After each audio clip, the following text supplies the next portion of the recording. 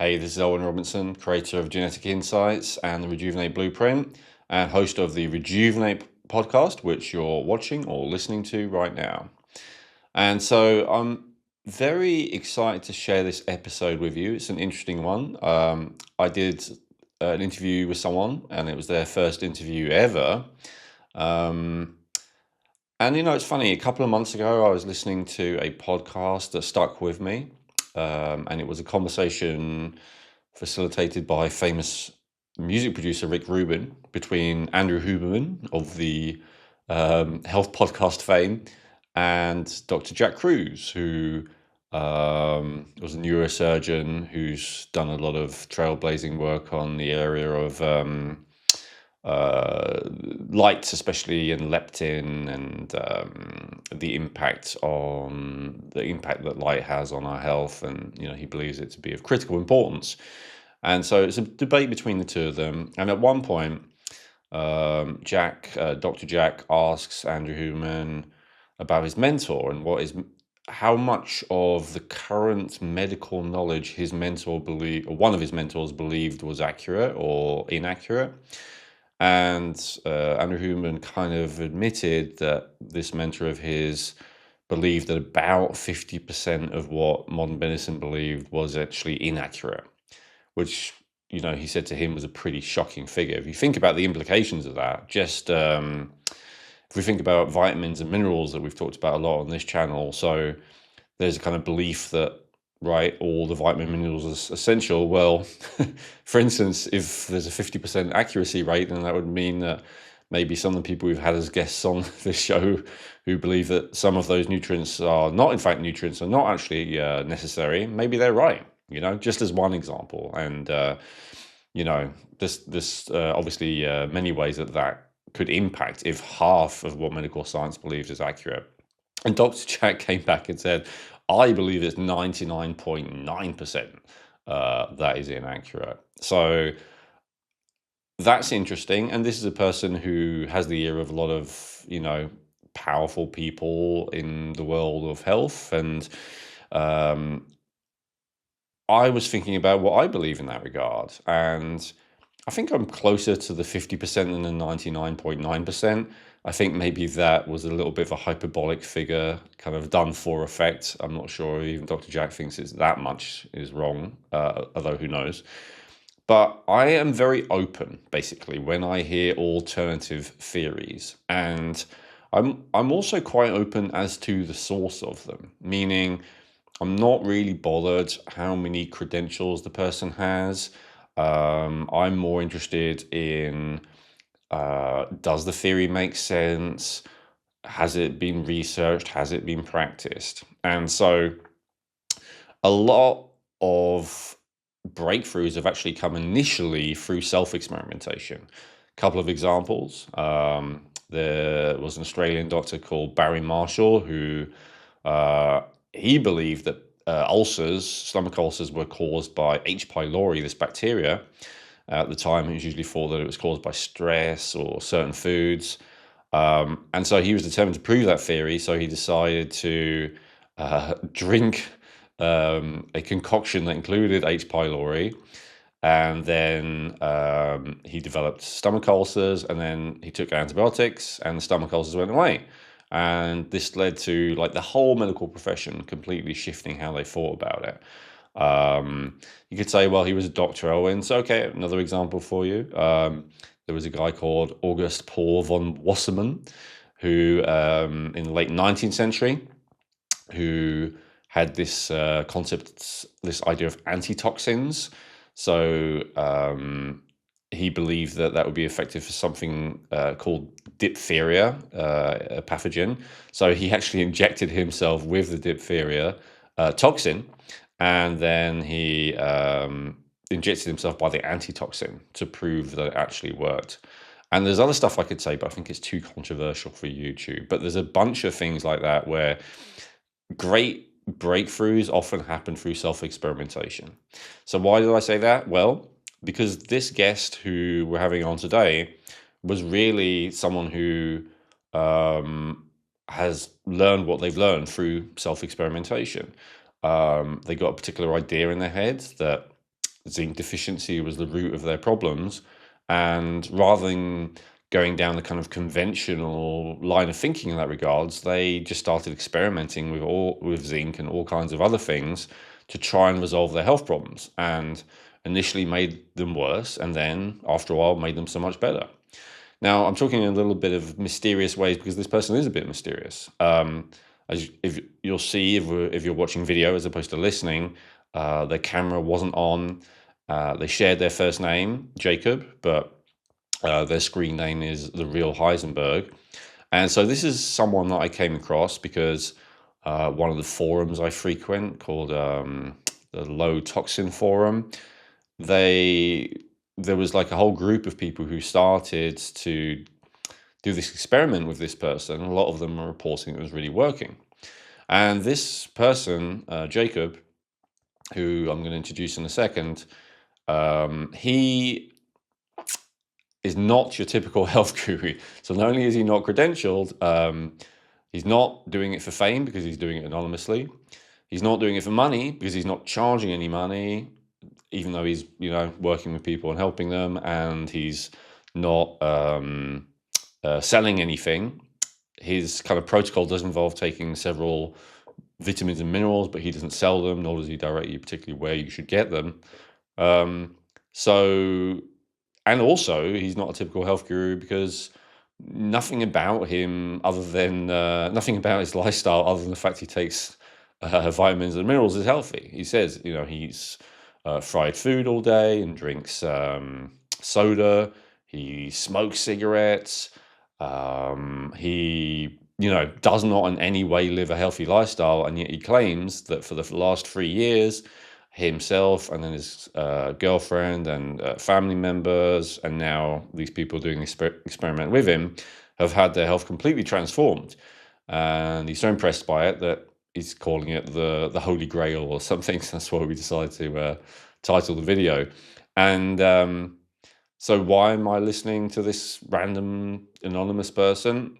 It's a good question. I do explain a couple of the reasons why I was drawn to it during the interview with him. So I'll leave it to, explain it more there. But there were certain things he was sharing which I had not heard anyone say that I was intrigued by.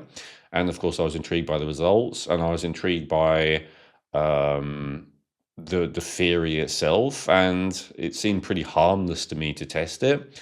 He claimed that you get results pretty quickly if you do it, and so I thought, well, I'll give it a try.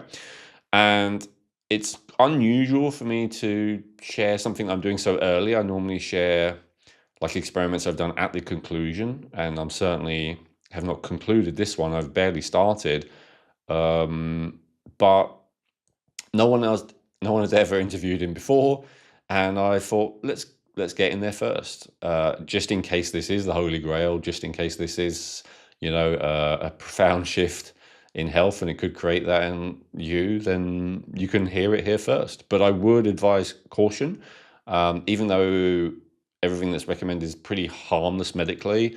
I ran this protocol by Dr. Miriam earlier today, and she's like, I mean, obviously people can react to anything, but there's nothing here that is not is particularly problematic.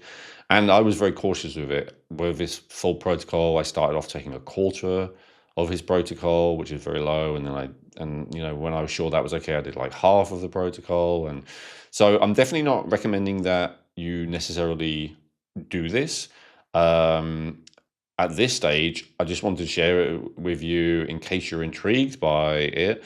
But I guess I wanted to show you also what the thinking is, and what it's like for those of us who are on, I guess, the cutting edge of just testing stuff and trying stuff and being our own guinea pigs. As I said, many great medical breakthroughs have happened as a result, and many bad things have happened as a result of self-experimentation too. I wouldn't claim that it's been only positive, but a lot of breakthroughs come through this people just trying things in themselves. And compared to the two examples I gave at the beginning of the video there, this is pretty harmless. So I hope you enjoy the interview, and tell me in the comments what you think. Am I crazy for trying this? Is this guy crazy? Is he a genius? Have you tried it? What's been your experience? Let me know. And without further ado, let's get into the interview. Hey, and so I'm very happy today to be joined by T.R. Heisenberg, also known as Jacob. He's joining us anonymously, which I'm totally happy to do. And today we're going to be talking about a very interesting formula that he's developed, which he and some other people who are testing it with him are calling the Holy Grail, and being shortened to HG7, which stands for Holy Grail 7, which is the 7 elements that comprise it. And I've been drawn to this for a few reasons, which I won't get into because I don't want to talk about myself too much to begin with, Jacob. But I guess different people are drawn to it for different reasons. But I think it's a very interesting experiment, and I am very intrigued by the amount of people who are saying that it's made a big difference for them in a short period of time. And so I wanted to share with people and have you on. And I know that some of the people who regularly watch the show are part of that experiment with you, and are people giving enthusiastic feedback. So I thought it'd be great if you come on here and share about yourself, how you developed this formula, what the experiences have been so far, and kind of answer questions about it. So first of all, thank you very much for joining us today, Jacob. Yeah, no problem. And to everyone, this is a very new experience for me. I've been my whole life kind of ignored on this, just touting this theory out to, family and friends, and they all kind of roll their eyes and say, "Yeah, yeah, you've you've got a theory for the fountain of youth, sure, sure." And so, um, And but skepticism is yeah, fair, yeah, right? absolutely. I'm not, and here I am, just some uneducated, uh, barely successful guy, just plugging through life, and nobody believes you unless you're successful. So, and that's fair. Um, but But yeah, like financially successful, I think. But if you're successful, as in you manage to turn things around, and I know that was my experience. Where, as much as I didn't become the pinnacle of health, like 15 years ago when I first started teaching, it was because I was doing so much better than I was before. Right, like I was a real mess before, and then I turned things around enough, and people were like, "Wow, you're doing a lot better. What's happening?" Right, and I guess you had the same experience, right? Because some people did start coming to you and asking you, and you got more and more people testing. So anyway, sorry, I won't lead the witness. Tell us your story. Tell us how it happened for you, and what. In fact, if you don't mind, please start with what you were struggling with. What led you to develop your own formula in the first place? this actually started when I was a teenager. So I got into supplements pretty early on because my older brother was getting into bodybuilding, amateur. Just going to the gym, lifting weights, and he started getting into the whole protein powders. And then I started following along because I looked up to my big brother at the time, and I wanted to get big. And so I noticed that when I started getting into like testosterone boosting supplements, because I had done some research at the time, in high school, the thought of shredding your body and getting yoked that was the thing in high school. So I was looking into testosterone boosters, and I noticed that when I took them, my hair would shed more, and I didn't like that. And so I looked in, and that led into a theory of, okay, so what causes hair shedding with increased testosterone? And that got me into dihydrotestosterone, which is a byproduct of testosterone. um, and that causes hair loss. I'm like, okay, well, why would testosterone convert into DHT? So then I looked into what prevents that, and I got into things like saw palmetto, and that worked for a while to prevent the hair shedding. And then eventually it just led me to zinc. And then I liked the zinc answer because zinc is an essential nutrient. Saw palmetto, herbs, and things like that, they're just herbs. They're not necessarily, they might contain essential things, but they might not necessarily themselves be essential. And I wanted to get down to the very core reason, like, why am I losing my hair? um, and my older brother was going bald too, and my little brother was losing hair. And so I was like, nope, absolutely not. I'm not going to let this happen. I'm going to do anything I can to figure it out. And that led me into zinc, and biotin and other things. And this was, again, just to fix my hair. And then I stopped the hair loss. But then after a while, I started taking zinc, and it would make me throw up. And I thought, that's weird because it's been making me feel great up until now. So, this common solution and the logical solution is you don't need any more zinc. You've taken plenty, you have too much. But then I went to go get a hormone test because I wasn't feeling better. Like I wasn't feeling like a high testosterone guy. I was just feeling kind of like I was masking the problem by taking zinc, but it wasn't fixing the problem. Because I would stop taking zinc and I would immediately lose my body composition again immediately, and things would start, spiraling again in my emotions. But it progressively got worse as I got older. Like my emotional status would get worse and worse, and I eventually got a hormone test with a naturopath back when I was like 20 or 21, and it revealed that my estridiol levels were like really high, the levels of what they would expect from a senior. And but Your estradiol, Yeah, like estradiol. estrogen? Sorry, I probably said that incorrectly. Estradiol, whatever the estrogen byproduct is of the body, it was really high, and then but my testosterone was also really high. So they're like, you're producing a lot of these hormones that are like causing you a little bit of femininity here, but you're also producing a lot of testosterone. So it's kind of balancing out, is what they said. I don't remember. It was so long ago, but that sparked me to question. I was like, okay, so all this research I've done about zinc says that zinc's supposed to block the aromatase enzyme activity from being too active, and I shouldn't be producing all this estrogen. Why isn't it working? And so I theorized that something was blocking my zinc, and I looked up. I probably found like an article or three or four that said iron, copper, and zinc all compete for absorption. And so I theorized that that may mean also that iron and copper also block zinc storage sites.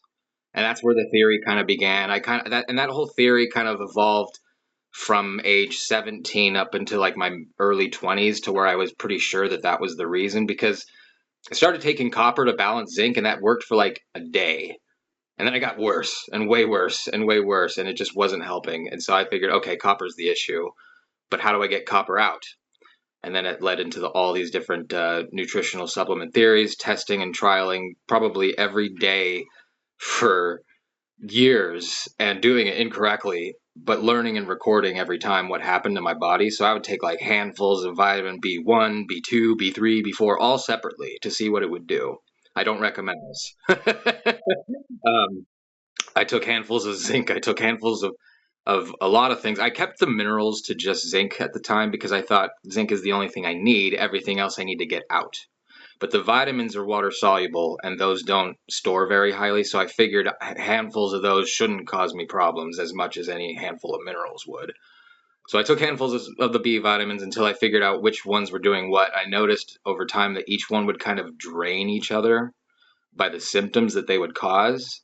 So I trained my brain to stop thinking that vitamins caused things and they triggered deficiencies in others by using them. And so by thinking that way, I was able to say, okay, so B6 clearly drains biotin, for example.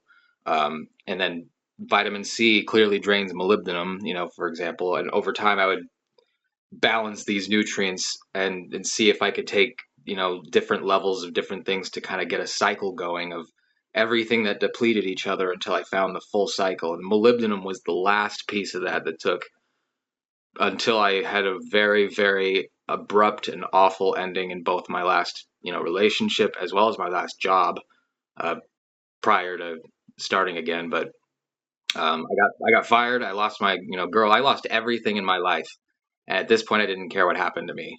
So I just I downed supplements as much as I could until I finally found that last piece, which I don't know how it happened, but I was sitting in my car, and like a memory floated in my brain and said, right, from an article I'd read long ago about molybdenum being needed to deplete copper.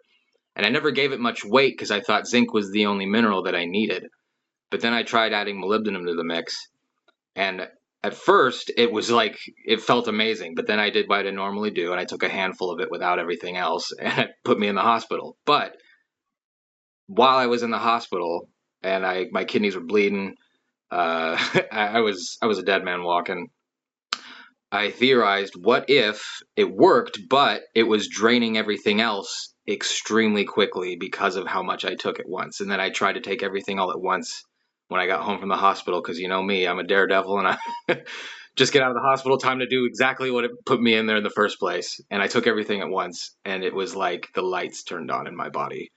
And I went from near bipolar crazy, not controlling my emotions whatsoever, digestive issues so bad that I would bleed every time I went to the bathroom. It was a misery story I don't really want to get too deep into, but it was pretty bad for years and years.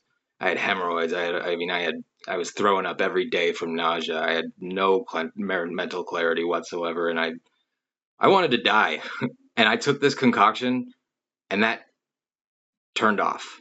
Like everything turned back on. Every positive emotion turned back on. It was like a surge of just health had flowed through my blood. And it took a little while to calibrate it just right because it would feel amazing for a while, and then something would deplete enough to where it wouldn't feel as good anymore, and then I'd up that nutritional element, and it would fix the symptoms. And so I've been doing this for a while, and then I met a girl online who's now my girlfriend, who has been taking this with me for the last 2 years, and we've both been transforming every day ever since we got this just right. So that's the story. Sorry, it's a lot to throw out at once. It's a lot. No, that's good. Yeah, so there's a lot of interesting to that to me.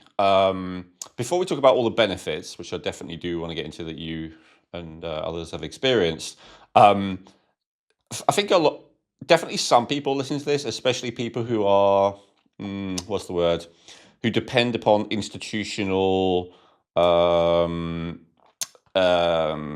authorization or whatever. Like it just sounds crazy, but I just want to remind people that actually most of the people who are really out there who have created brand new things, including in the medical and health field, a lot of the time they are doing these kind of experiments on themselves. And back a century or two ago when things were a little less ethical, like on other people, right? There are all these scientists who are just injecting people, often unwitting people, with all kinds of stuff, and seeing what happens. And so you haven't been doing that. You've only been experimenting on yourself, as you just said, until it worked. And you certainly, as you just said, pushed yourself to a really bad place of it first. But it's very interesting to me that you first of all, the degree of kinesthetic awareness that you seem to have, that you seem very aware of what the effects of all of these different substances were having on your body. So that's interesting. I'd like to discuss that.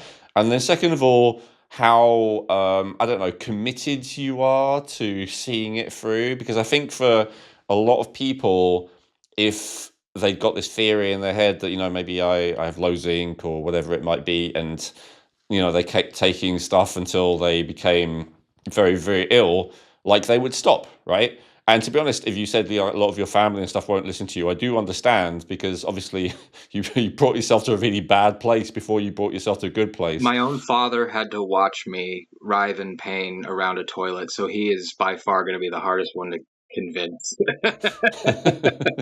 uh, And I have a bit of this as well, to be honest. Like in my history, I've ended up in the emergency room maybe half a dozen times as a result of doing experiments, of trying different things. And I know various different people in my life have thought that I was crazy. And I've also been in a position where I had, a whole team of doctors like tell me that I needed this surgery on my foot, otherwise I was never going to walk again. And me saying, no, I don't think that doesn't sound right to me. And everyone saying, and when you got to listen, you're never going to be able to walk again. You're crazy. And I just walked out of the hospital and I left and I didn't do it. And my foot healed just fine without any of their surgical intervention within a couple of weeks. That was 15 years ago, pretty much, and you wonder very why close. I don't trust anything online. I mean, yes, there are lots of interesting, important pieces of information online about each one of these nutrients that did help me figure this out. But every one of it, like there's nothing out there on what I'm doing completely anyway. You could find copper detox protocols that probably mirror a lot of what I'm doing, but they don't calibrate it right. Like there's not nearly enough biotin. Like there's a lot of things. Like biotin is a great example of something Yeah, that, let's talk about yeah, biotin, if you don't mind. yeah. So actually, Yeah, sorry, just to finish that. So I think the fact you trust so much in your own kinesthetic experience, and as you just said, so little in what external authorities are telling you, is not actually necessarily a bad thing. And actually, I'd say it's a sign that you're in less of a state of hypnotic trance than most people are in. Most people are in a state of trance where they ignore the evidence of their own eyes, their own ears, their own bodily sensations, their own strong intuitions and gut instinct because some external authority and brainwashing thing has told them to. And of course, I blame our current school system for that because they've trained people to find a source for everything that they write instead of coming up with creative works or anything like that. And eventually, people from colleges, they get these degrees, but they only get them if they follow those instructions to a T. And so we have educated people coming out of colleges that are just literally just trained to be drones. Find sources of information. Don't come up with your own. Find it. And so if you can't find it, you couldn't possibly have come up with it on your own, kind of deal. It's really sad.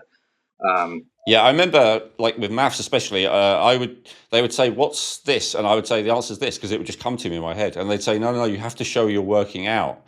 And like, if there's one thing where all that should matter is the answer, not like the source or exactly. whatever, right? It And should be math. and that's why I didn't wait. I didn't post this online until it worked. Like this is all this theory is reversed engineered from something that works from me for works for me and works for most people. Clearly, that's been trying it. We have a couple people who has been iffy, but so far from what I've noticed, the only people that are really struggling are people who either attempt to deviate from the full protocol, like they don't take all the biotin or don't take all the molybdenum, or they try to take fractions of the dosage, which we haven't really discussed the actual dosages or the mechanisms of everything yet, so I don't want to confuse people.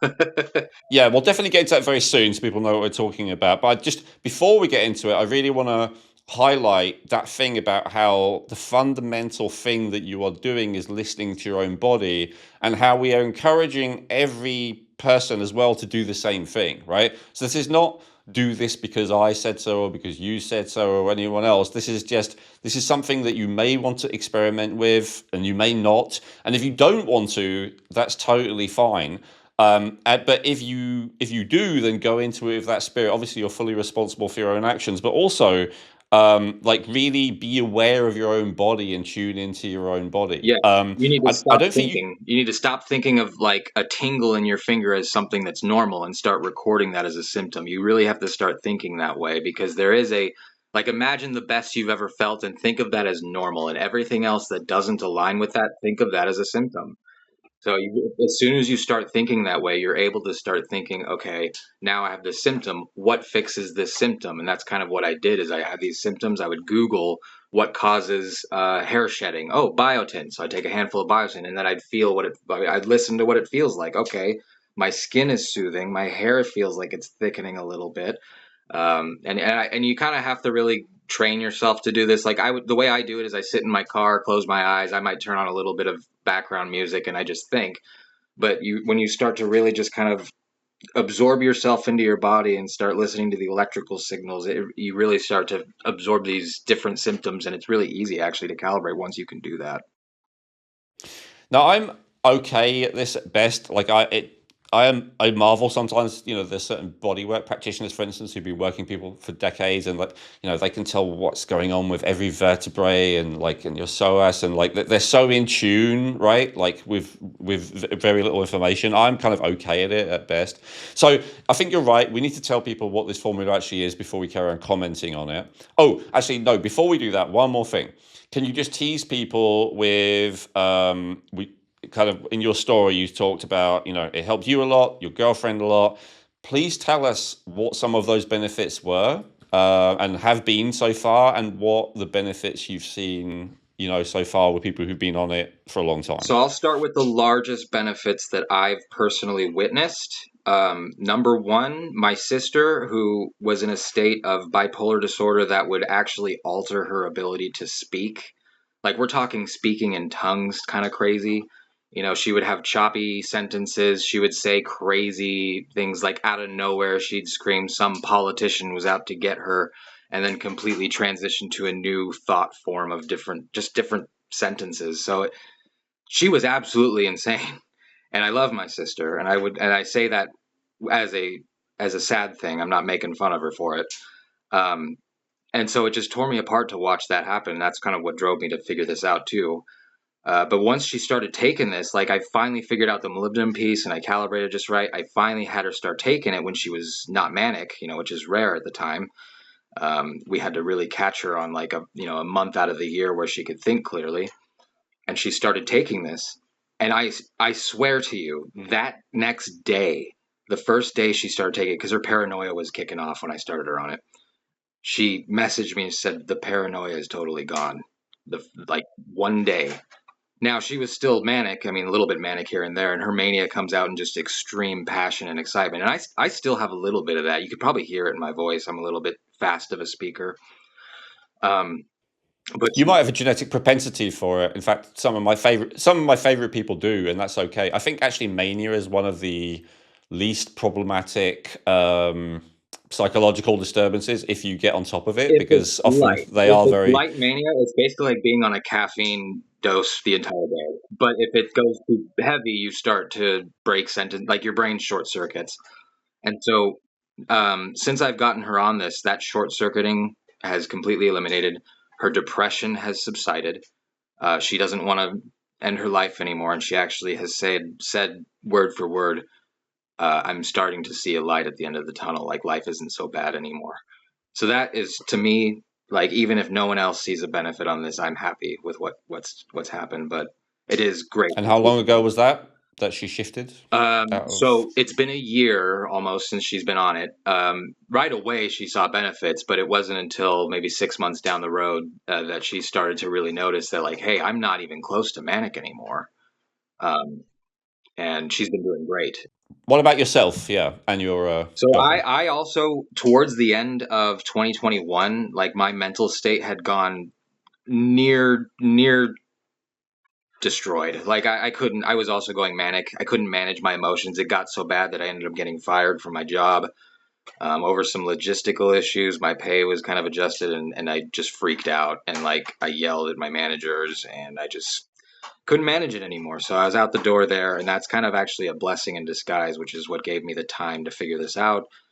Found a new job, did really well. But benefits, as far as that goes, that's completely over. I've gained a remote control to my emotion. I don't like if I'm ever angry, I just take a little molybdenum with it, or a little extra molybdenum with my protocol, and it's gone. If I'm a little too sad, oh, I need a little extra zinc or B6, it's gone. Like I mean, again, I'm speaking theoretical in my own personal experience here. Don't take this with fact, but this is what happened with me. Um, I've also seen improvements in digestion to the point where I can eat really terribly. I eat horribly, and kind of to prove a point, but also because I'm very lazy. But I eat fried food. I have a deep fryer to make fries because when you make fries in the oven, they're just not the same, kind of thing. And I drink a lot of soda because taking a bunch of pills with water really sucks. And you think, wow, this guy's really destructive for his kidneys, and I would agree with you, except I'm getting better and better. Um, and You also smoke, A right? lot. I smoke a lot. My girlfriend hates it. But yeah, I smoke a lot. My kidneys are getting better and better. Like my urine's never been. I mean, it used to be dark brown when I started this, and now it's clear all the time. I mean that the fact that I drink all the soda that I do, smoke all the cigarettes I do, eat the fried food that I do, and my urine's clear and I'm feeling better. Like that's a miracle right there. Um, my body composition is better. Oh, I'm 2 inches taller than when I was 30. I'm 33 now, and I'm 2 inches taller. I'm almost 6'2". I think I might be over that now. I haven't measured myself in a while. But taller. I mean, like this is arrogant to say, but smarter. Like if you've ever seen the movie Limitless, it's the pill NZT that he takes, and it makes him super smart. It's not that strong, but over time, like you just continue. Like it's, I would say your IQ probably increases 5 points every 6 months on this formula. If I had to take a guess, that's a complete guess, but like I'm building things in fractions of the time it used to take me in data, for example. I can think clearly. I mean, truly clearly, too clearly to where people might think I'm crazy because I'm thinking too fast. But um, yeah, I mean, I can't tell you, I can't give you a benefit that it hasn't helped. Really, like everything in my life is better. I'm more positive emotionally. I feel great. I mean, my libido is through the roof. and my girlfriend's, which is great. So if you're going to get on this formula, I would suggest you get your partner on it too. You're going to wear them out. um, And uh, how about for her? for her, What's been the main thing she's oh, been happy about? she could not breathe when she started this. She had even like a medical issue that prevented the airways in her nose cavities to take in air properly. And this formula has completely relieved the pressures in her skull to breathe. Her allergies, asthma's gone, and same with myself. Um, she used to have severe dust allergies to where she would like inflame up the moment she even touched a speck of it. Now she's staying in my apartment, which is plenty dusty, and she hasn't sneezed once. That's a joke. She sneezed once, but you get it. Sure. um, and I think you shared some before and after photos of both of I you, and did. you're both looking healthier. Yeah, and we're still going. Despite, in your case, your lifestyle. Yep. And I was in a state like we're talking. When I say I was at my lowest, I mean I was in the hospital, bleeding every which way with a 10 millimeter kidney stone. My kidneys were totally destroyed, but that didn't compare to the mental state that I was in. I was roller coastering between tears and screaming and laughter. Like I was getting to that crazy point where had this continued any further, I probably either wouldn't be alive or I'd be in a mental institution myself. Um, and so it was kind of desperation that led me to figure this out more than anything else. Um, And so you've talked a lot about mental health, and I think a traditional model would think, okay, well, that's more, you've got to go to a therapist, you've got to talk to someone, which some people would help with, but it does help, obviously. But I think your understanding of it is that fundamentally, it's toxicity that is causing these mental, psychiatric, whatever you want to call it, disturbances. Is that right? yeah, this is a great segue into the whole theory behind this if we want to get into that. Yeah, please. Yeah, get into the theory. Yeah, let's do that The first. theory is that we as a species, I mean, I would be willing to bet that everyone in this world is some level of zinc deficient, but it doesn't manifest until like it's too late. Until you start developing things like this chronic fatigue or digestive issues, hair loss. I mean, we're talking symptom after symptom because zinc is responsible for the production and balance of all your hormones in your body. I mean, it's not solely responsible, but it is a huge player in it. And so, if your zinc is not at the receptor level, being absorbed properly, it might circulate through the blood and do some good work for a little bit, and you might absorb a tiny amount. But it's a lower molecular weight than iron is, and iron is the body wants to treat iron like it's rare. And I believe this is because we evolved to hunt for our food. We evolved to be much more mobile, and bleeding was kind of a more regular occurrence for men, especially. We were physical beings back in the day, and I think the industrialization age really lifted us out of that constant bleeding stage to where we're much more sedentary. And I don't think our bodies were ready for that evolution yet. And so I think the body still thinks that we need to bleed for our food, and so it treats any iron whatsoever, which is required for blood maintenance and creation of blood and all that. I don't know the full mechanisms of how it makes blood. I just know that it's required for it. Um, I believe that because iron is rarer in nature, you actually had to get it mostly from animal meats. That's the most digestible form, I guess. Plant iron doesn't absorb nearly as well, from what I understand. Your body just retains it, and so rather than surging all that retained iron through the blood, which would probably kill you because it'll dehydrate you to no end, your body uses copper to kind of store it and bind it and oxidize it. That combination of the two is oxidized sitting in those receptors for zinc. And because zinc so easily sweats out, your body will just sweat the zinc out and put the iron and copper in. And taking So I just want to stop yeah, you there. yeah, So I've checked into a lot of this. The thing about zinc is mainstream science, right? Your body does, sorry, in the sense that your body does what you just said. Your body does sweat out much more zinc and excrete much more zinc in general than iron or copper. So that's absolutely, everyone agrees on that. The thing about iron binding to copper, is that like your own that's my own theory, and I'll tell you why. yeah, okay. Tell So me. the theory is that iron and copper bind together because when I took EGCG, which was known to bind to iron and chelate it out, suddenly copper would start, or like copper symptoms, over copper toxicity symptoms would start to surface. So I don't know if they bind together or if they suppress each other, but either way, the two always seem to come in a pair when you're trying to detoxify off of them. So again, you totally could be right to question that statement of whether they bind together or not. But from what my experience is every time I remove iron, that surfaces a lot of copper that normally couldn't have surfaced before.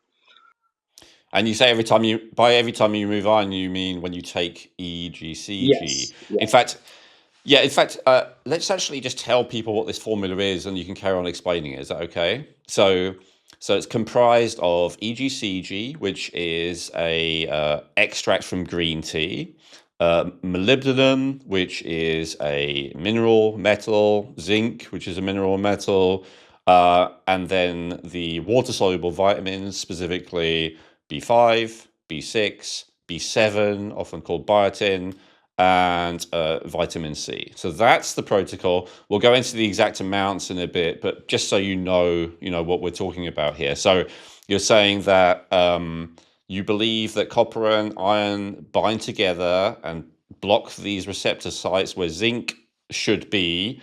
And the reason why you believe that iron binds to copper, which is the question I asked, is because when you take EGCG, which is known as a strong iron chelator, suddenly you have copper toxicity symptoms. Have I understood that correctly? Yes. And vice versa. If I try to get rid of a bunch of copper with molybdenum and zinc and all the B vitamins, and I don't take EGCG, my iron starts to surface and I start to get iron toxicity symptoms, which we actually have a mild proof for that in the forum. Someone actually went and did blood tests and took a bunch of the formula with low EGCG. Actually, he took a blood test before he took the formula, like 24 hours without taking the formula. He went to go take a regular blood test, and then he went and took the same blood test after taking the, like, 2 hours after taking the formula with low EGCG in the mix, and his iron went up like a lot, like a significant amount. So we have some level of proof to say that this formula is surfacing iron in some way. I don't know if I have enough to say it's surfacing copper, but I would imagine, based on what I just said, that you could intuitively deduce that by taking a ton of molybdenum and zinc, and your copper and your iron levels were high, but your copper levels weren't. I would say that like I said, we're depleting both here. Um, So I want to comment, but I'm not going to because I want to let you carry on explaining. So right, so the zinc should be in these receptor sites. The iron and copper binds together and gets in there instead, right? That's the theory. yeah. And so what's the solution? How does this 7-part thing work for that? So the theory is vitamin B6 is able to pull iron and copper from those receptor sites into the blood. And the reason I say that is because every time I would take B6, I would get this crazy metallic taste in my blood, in my body. Like I would start salivating, like this coppery taste. And so that's the theory there. I read a few articles, some saying some things supportive of it, but of course you can find articles that counter everything you think, as well as support it. So I bet this is all mostly off of what I feel, but when I took B6 on its own, I would start to get these metallic taste symptoms. I would feel really cold, as if there was a ton of copper in my blood. Um, and then, And sorry, just to talk about that. So, because there's a few things that I think people who are into health would worry about with taking your formula, and one of them is that it's a reasonably high dose of B6 you're talking about. It's actually not that crazy. It's an amount that you can commonly find in one capsule of, or sorry, one daily dose of, for instance, a life extension B complex. So it's not a crazy amount of B6, but it is an amount that some people would be concerned could lead to neuropathy. yep. That's the main thing, And right? and Uh, this. Sorry, go ahead. and going along with your theory, is it possible then that you would say that perhaps the neuropathy symptoms that some people have with high levels of B6 could be caused by its effect of pulling copper into the bloodstream? Is that what you're thinking? So I actually did experience that neuropathy, and that drove me to figure out this whole biotin and B5 thing and vitamin C, because when I realized B6, and this goes back to my statement of not assuming that vitamins cause things, but rather deplete other things. And so the neuropathy I was figuring out after mass dosing biotin and B5 and vitamin C after B6 is B6 wasn't causing neuropathy at all for me. It was just the lack of biotin, the lack of vitamin C with this. So every time I took B6, for example, I would pull all that copper into my blood, that I'm theorizing, and it would drain the other B vitamins so fast because it's trying to perform this full cycle of detoxification. B6 and C, all these vitamins in high doses, I assume or theorize, are each one of them are trying to force this detox process, but they need the others to do it completely. And so if you try to force it with a ton of B6 on its own, for example, you're going to experience deficiency symptoms like neuropathy, not toxicity symptoms, deficiency symptoms of other things. That's the theory. And so a lot of people fail with B6, for example, because they don't know you need to mass dose biotin because there is no information on the internet that says you need to take 20,000% of your daily recommended dosage. And so I had to figure that out the hard way after getting kidney stone after kidney stone and pain behind my eyes and cramps in my legs and my hair shedding. It was the hair shedding that saved me. It was that I took a mass dose of biotin to save the hair shedding, and then everything else started feeling better. Genetic Insights provides cutting-edge, affordable DNA testing, giving you access to over 500 health reports that can help you in 3 key ways. They may be able to resolve your existing health challenges even when nothing else has worked.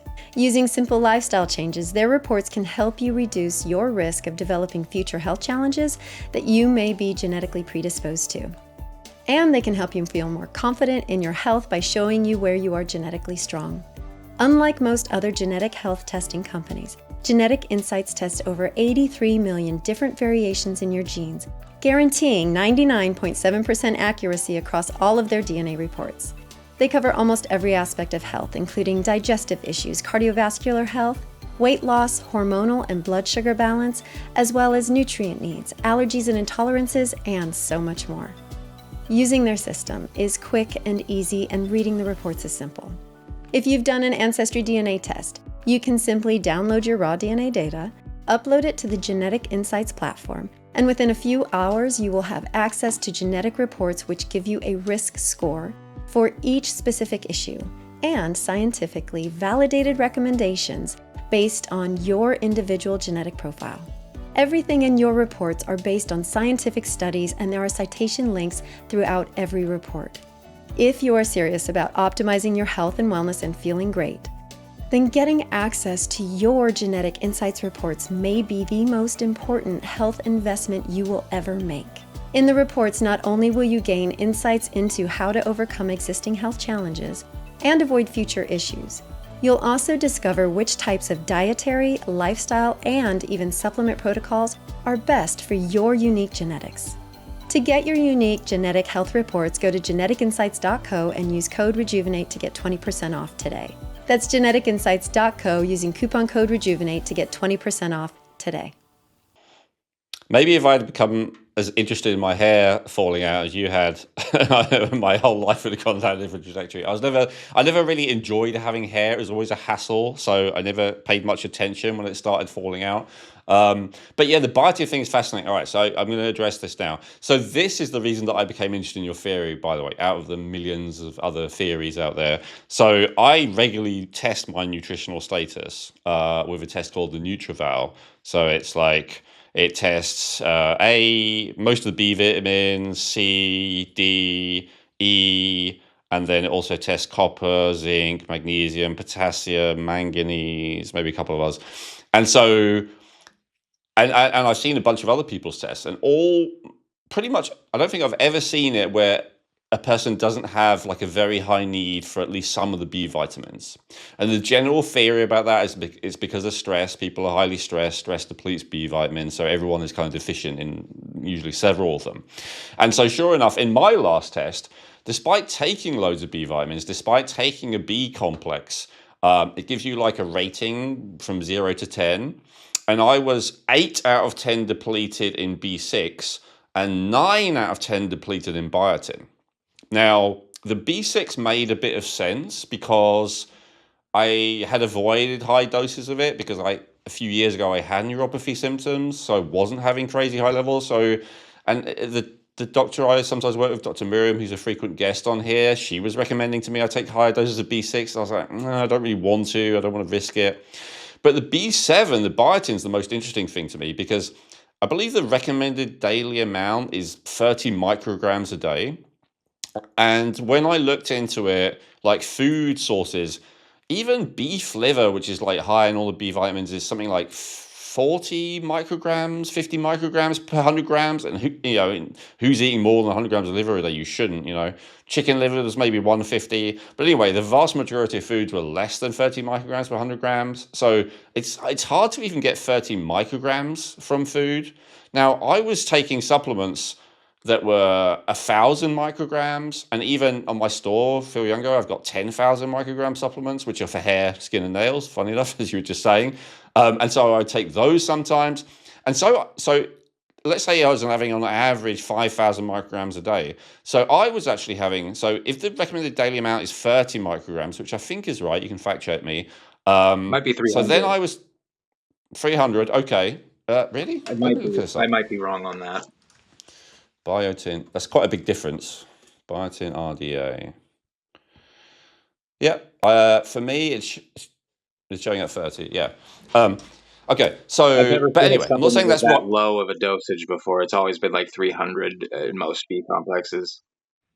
Or more, right? But it's like B12, where they give you way more than the recommended amount. B12, I think, is similar, where it's 30 or 50 or something, but they always give you at least 1,000. Or 500, but usually it's well over that. So anyway, so biotin, I was having, as I said, let's say I was having an average of 5,000. So I was having an average of 100 times the RDA of biotin in the 6 months preceding that test.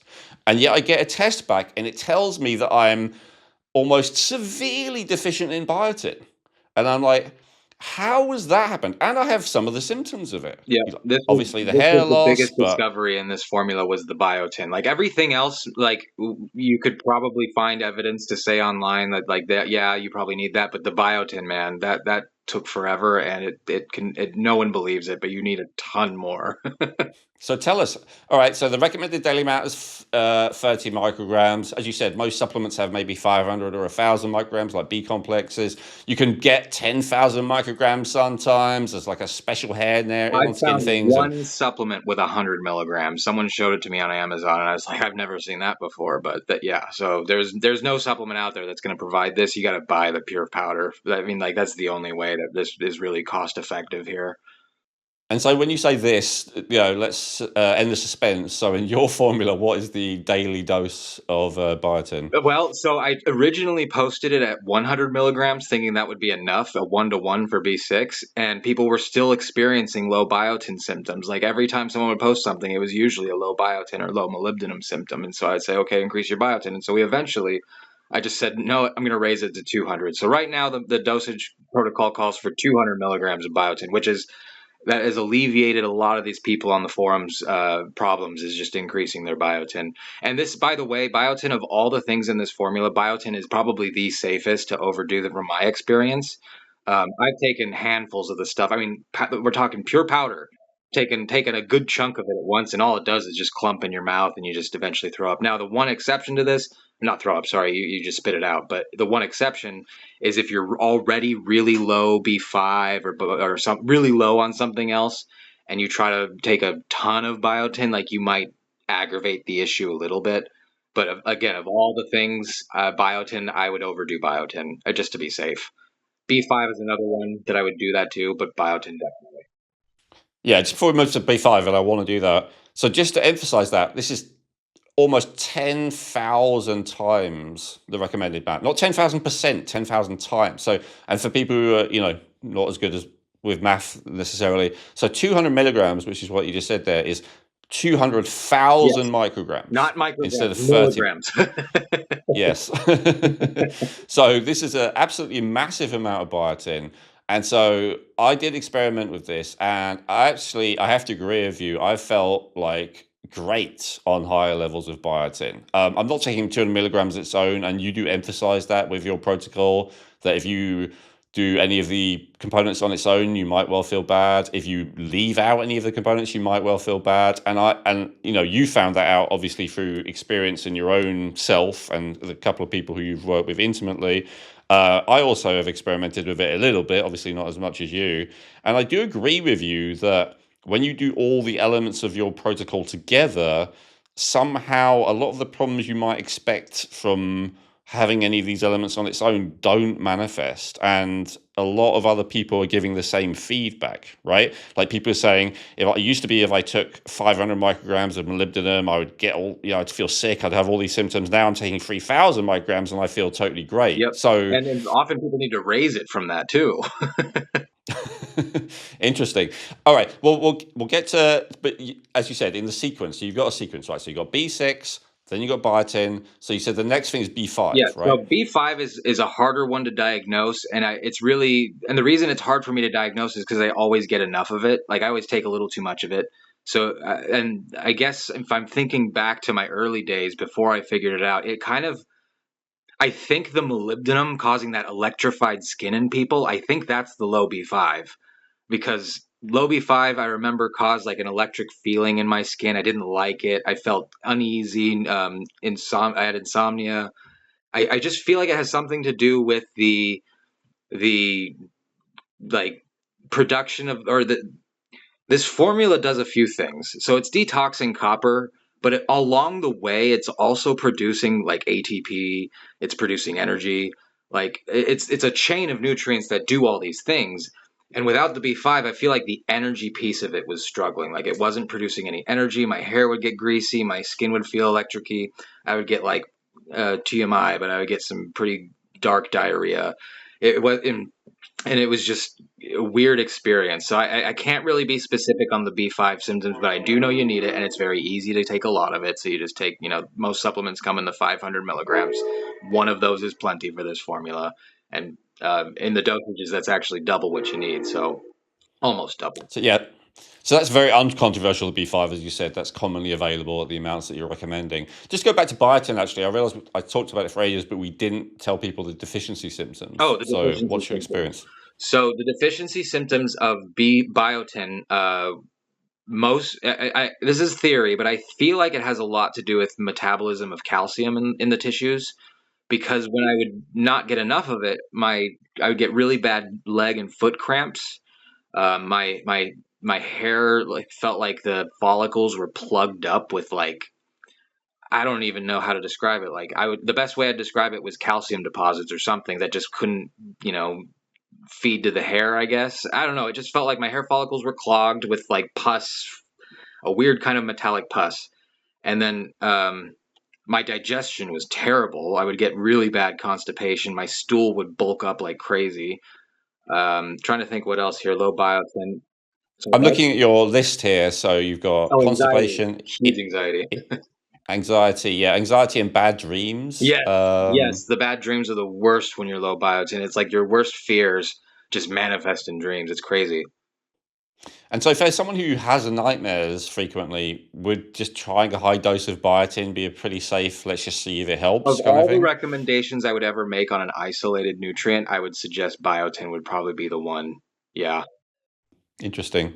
And also, so low energy in general, because it's required for Yeah. energy production, Yeah. right? But here's the thing: is like it Hy only works so long until it doesn't do anything anymore. Until you need the rest of the formula to kind of produce more nutrients to do what biotin does.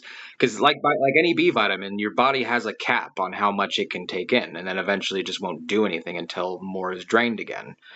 That's what I figured out with biotin. Anyways, at first it really helped with all these symptoms, and then I eventually just stopped doing anything, and it like just kind of tasted like grainy powder and wouldn't digest at all. Kind of that's why I take the pure powder too, because it dissolves fast when you need it, and when you don't, it clumps up.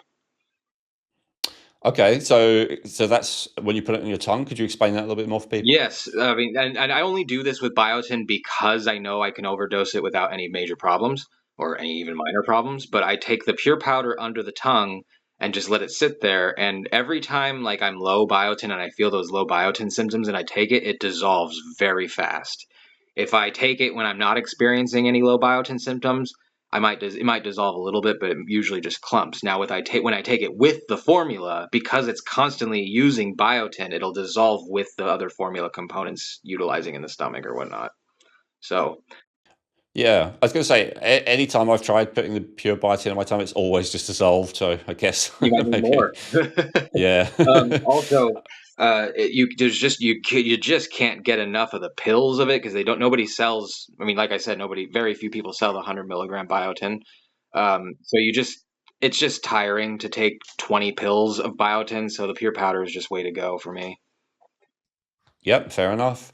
Well, if I get into this enough, maybe I'll sell all these in the correct dosages to make things easy for people in my store. But for now, all right, let's carry on. So biotin, B6, B5, fantastic. So we've explained those a little bit. So just to recap, B6 pulls something, we think it's iron and copper bound together out of where it's stored, kind of stopping zinc absorption, and then the B6 and the B5 and the B7 essentially help the Yep, process, they're right? They get supporters of depleted by B6. it. In fact, there is enough information online, I believe, to say that biotin is a coenzymator of B6. Yes. I believe that is Yeah. a known thing. There's B5 and B7, certainly there's a well-known relationship between those two. Yeah. And Okay. so with So that, sorry. I've never seen a need for the other B vitamins. Like I've never experienced symptoms of being low on them that I couldn't fix with like the EGCG or the molybdenum. So I don't know how essential those ones are, but I do know you get a lot of the other ones in food, from my understanding, especially B1 and B2. I believe a lot of foods are even fortified with them, at least in America, but I could be wrong on that. They are in America a lot more, yeah. Thiamine B1 deficiency used to be a really big thing about 150 years ago called beriberi. And so they mandated adding it to wheat specifically. Wheat is the only thing it's added to in the UK. It might be added to more stuff in the US. Well, so Well, all right. even that, I wonder if that really was a B1 deficiency or if it was an iron toxicity, because the blue fingernails can manifest in both the copper iron toxicity or the B1 deficiency. So again, this is just questions I have. These aren't me saying that that's wrong. That's a question I have with this formula, because why aren't the other B vitamins necessary? That's always what I'm asking. Well, I'll give you a bit of interesting, again, it's just anecdotal data on this. So I told you I had that NutriVal where it said I was severely deficient in biotin, right? So I was very, very conservative with your formula, which is unusual for me. I often go into things gung ho, but I actually started off and I know you don't necessarily recommend this, but this is what I did. I started off with just a quarter dose a day to see how that went, and everything seemed fine. And I went to half a dose, and I think I did one full dose once, and then I had a few days of not doing it because for various reasons, but one of them being you can't take biotin before doing one of these blood tests because it actually skews the results. So I stopped the whole thing for 3 days. Then I did another NutriVal test. So this is only a few weeks ago, like 2.5 weeks ago, and I just got my results back, and it's the first NutriVal test I've ever seen where there was no B vitamin deficiency. Not only was there no deficiency of B6 and B7 that I just said, there was no deficiency of any of the B vitamins, even though I'd stopped taking a B complex a while ago. So again, it's obviously very anecdotal, but to support what you just said, that if you do very high doses of B5, B6, and B7, somehow your body then actually has sufficient levels of all the rest of the B vitamins. My theory is that by doing this formula, by doing HG7, and eliminating iron and copper, your usage of B vitamins is far less, because it's like your body's in a constant state of needing them. With all those extra heavy metals, it's like your body's just constantly drained of them. As those metals leave the body, your body is able to store more of them. That's my theory, is that your food is utilized better. The B vitamins you do get from your food is able to store more so, because your excess copper and iron, which copper is an adrenal stimulant, isn't constantly drip draining your B vitamins daily, which is what I suspect is causing chronic fatigue, is just all that excessive metal stimulating the adrenal system so much, and your B vitamins simply just can't compensate without pulling all that iron into the blood, causing iron toxicity issues. So it's kind of like a safety mechanism. The body's in this chronic fatigue state, because that's a better alternative than pulling all that iron into the blood with B vitamins and making you iron toxic and hemochromatosis, whatever, and giving you like really bad iron toxicity symptoms. So the body is kind of choosing the lesser of two evils by putting you in this poor emotional chronic fatigue state versus surging your blood with these metals and eventually killing you. That's my Yeah. theory. Wow. Okay. Yes, it's definitely an interesting theory. It's funny you say heavy metals. So I think when most people think of heavy metals, they would think of mercury, aluminium, lead. Sorry, aluminum. You guys call it lead, cadmium, things like that. But you're actually talking about copper and iron, Well, I'm right? talking about iron mostly. Copper, I mean, we do need copper. This is the hardest conversation I have to have with skeptics is like, they all throw well, you need copper, you need iron. I'm like, yes, I know, but you have much more of it in your body than you realize. That's my theory anyway. And so it's all just in the tissues. It's in the bone marrow even. It's in, it's in men, it's in our testes, it's in our brain. It's making us more feminine. Our zinc isn't able to produce the testosterone it once did from way back in the days, back when we were jacked up and hunting, deer for our meals every day. We used to be these primal beings, is my theory, and we've just been slowly feminizing ourselves, and women included.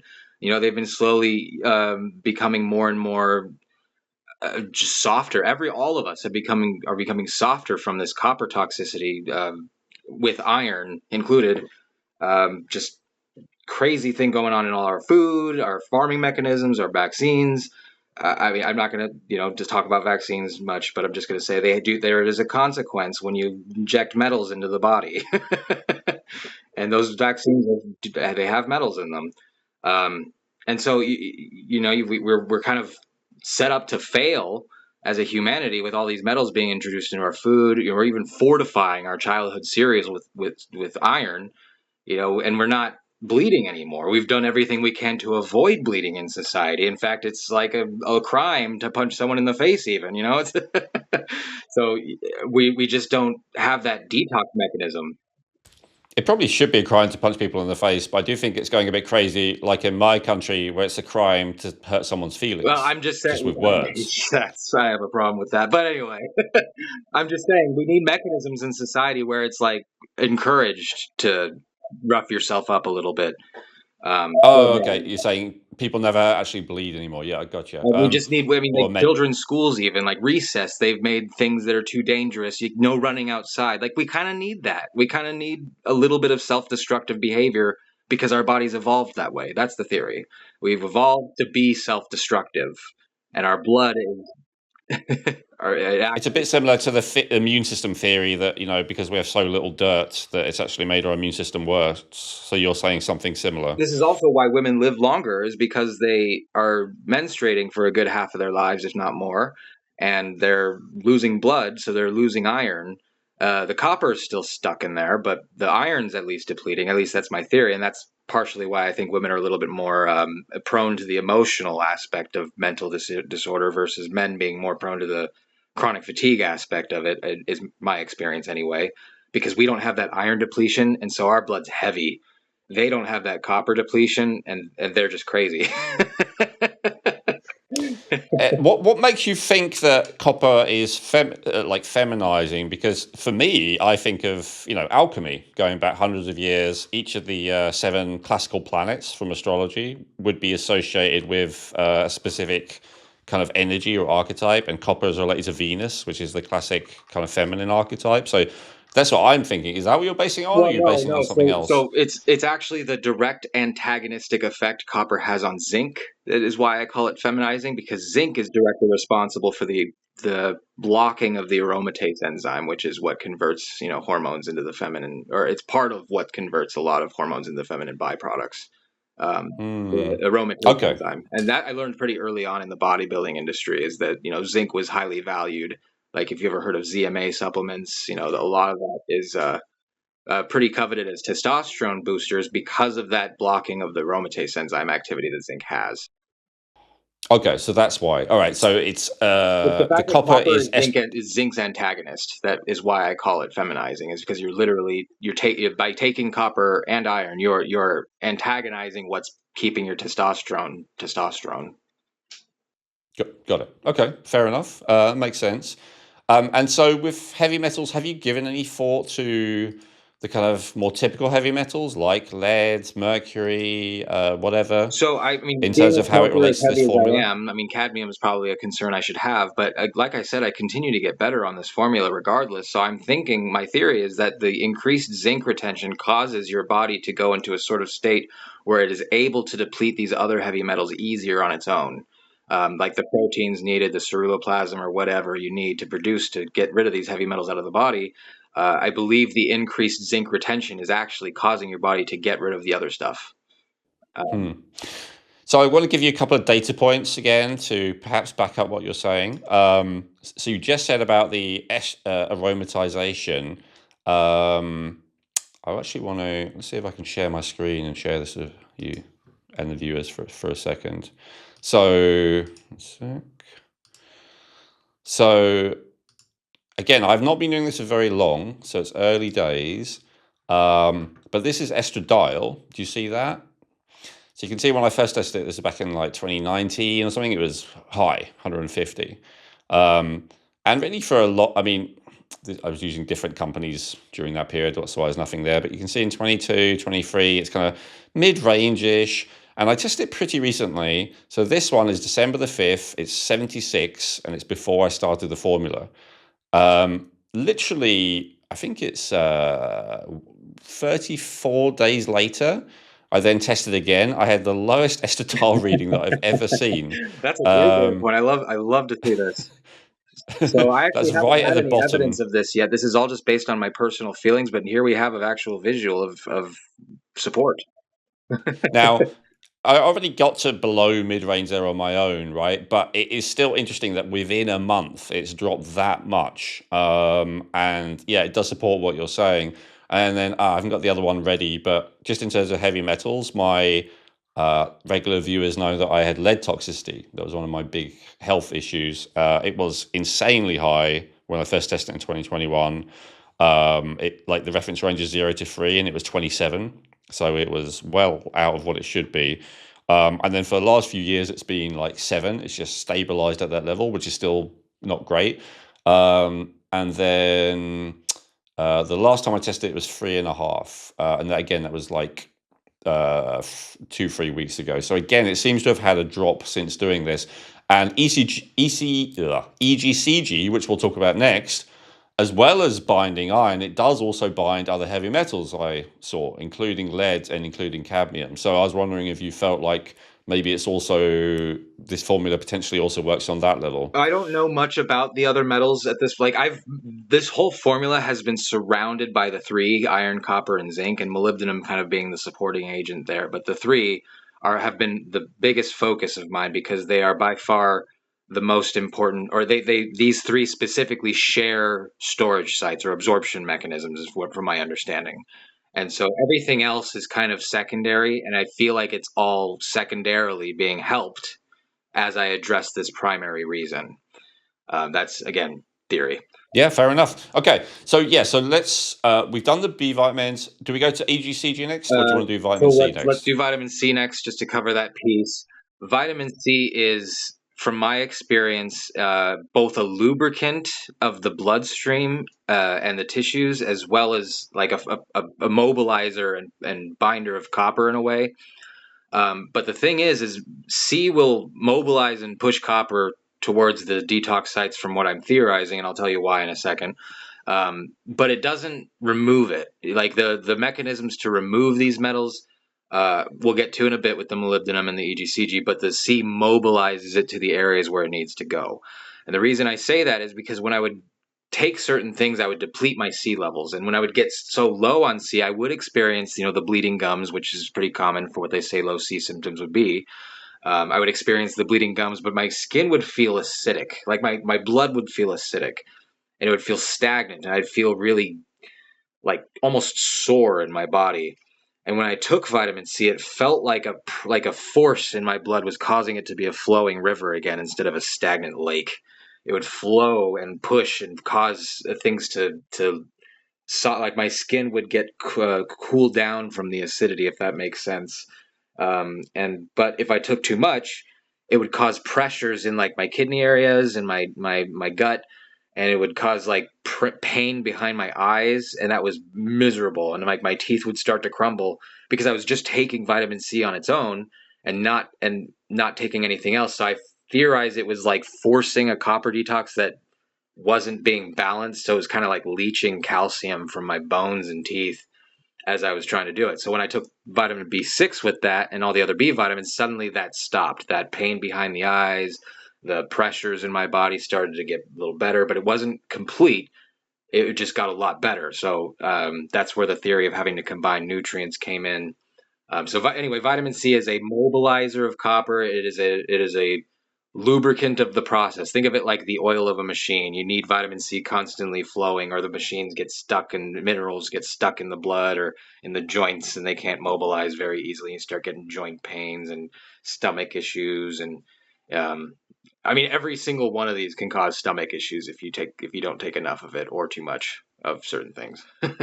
Hmm. But that's And you're yeah. and you're talking about taking 5 grams, maybe, which is 5,000 milligrams. Which, again, Linus Pauling back in the 1970s was using way higher doses, safely with people and claiming to cure them of all kinds of diseases. So there's nothing crazy about that, I would say. But there are some people, again, who even at that level have some quite unpleasant side effects from it, and so you do have a potential theory as to why that is. With yeah. The theory is basically you're already very low on something else, and taking vitamin C is just aggravating that until you replenish that nutrient that you're very low on. In most cases, I would say it's probably molybdenum or biotin, biotin being a big one because just nobody knows how much is needed.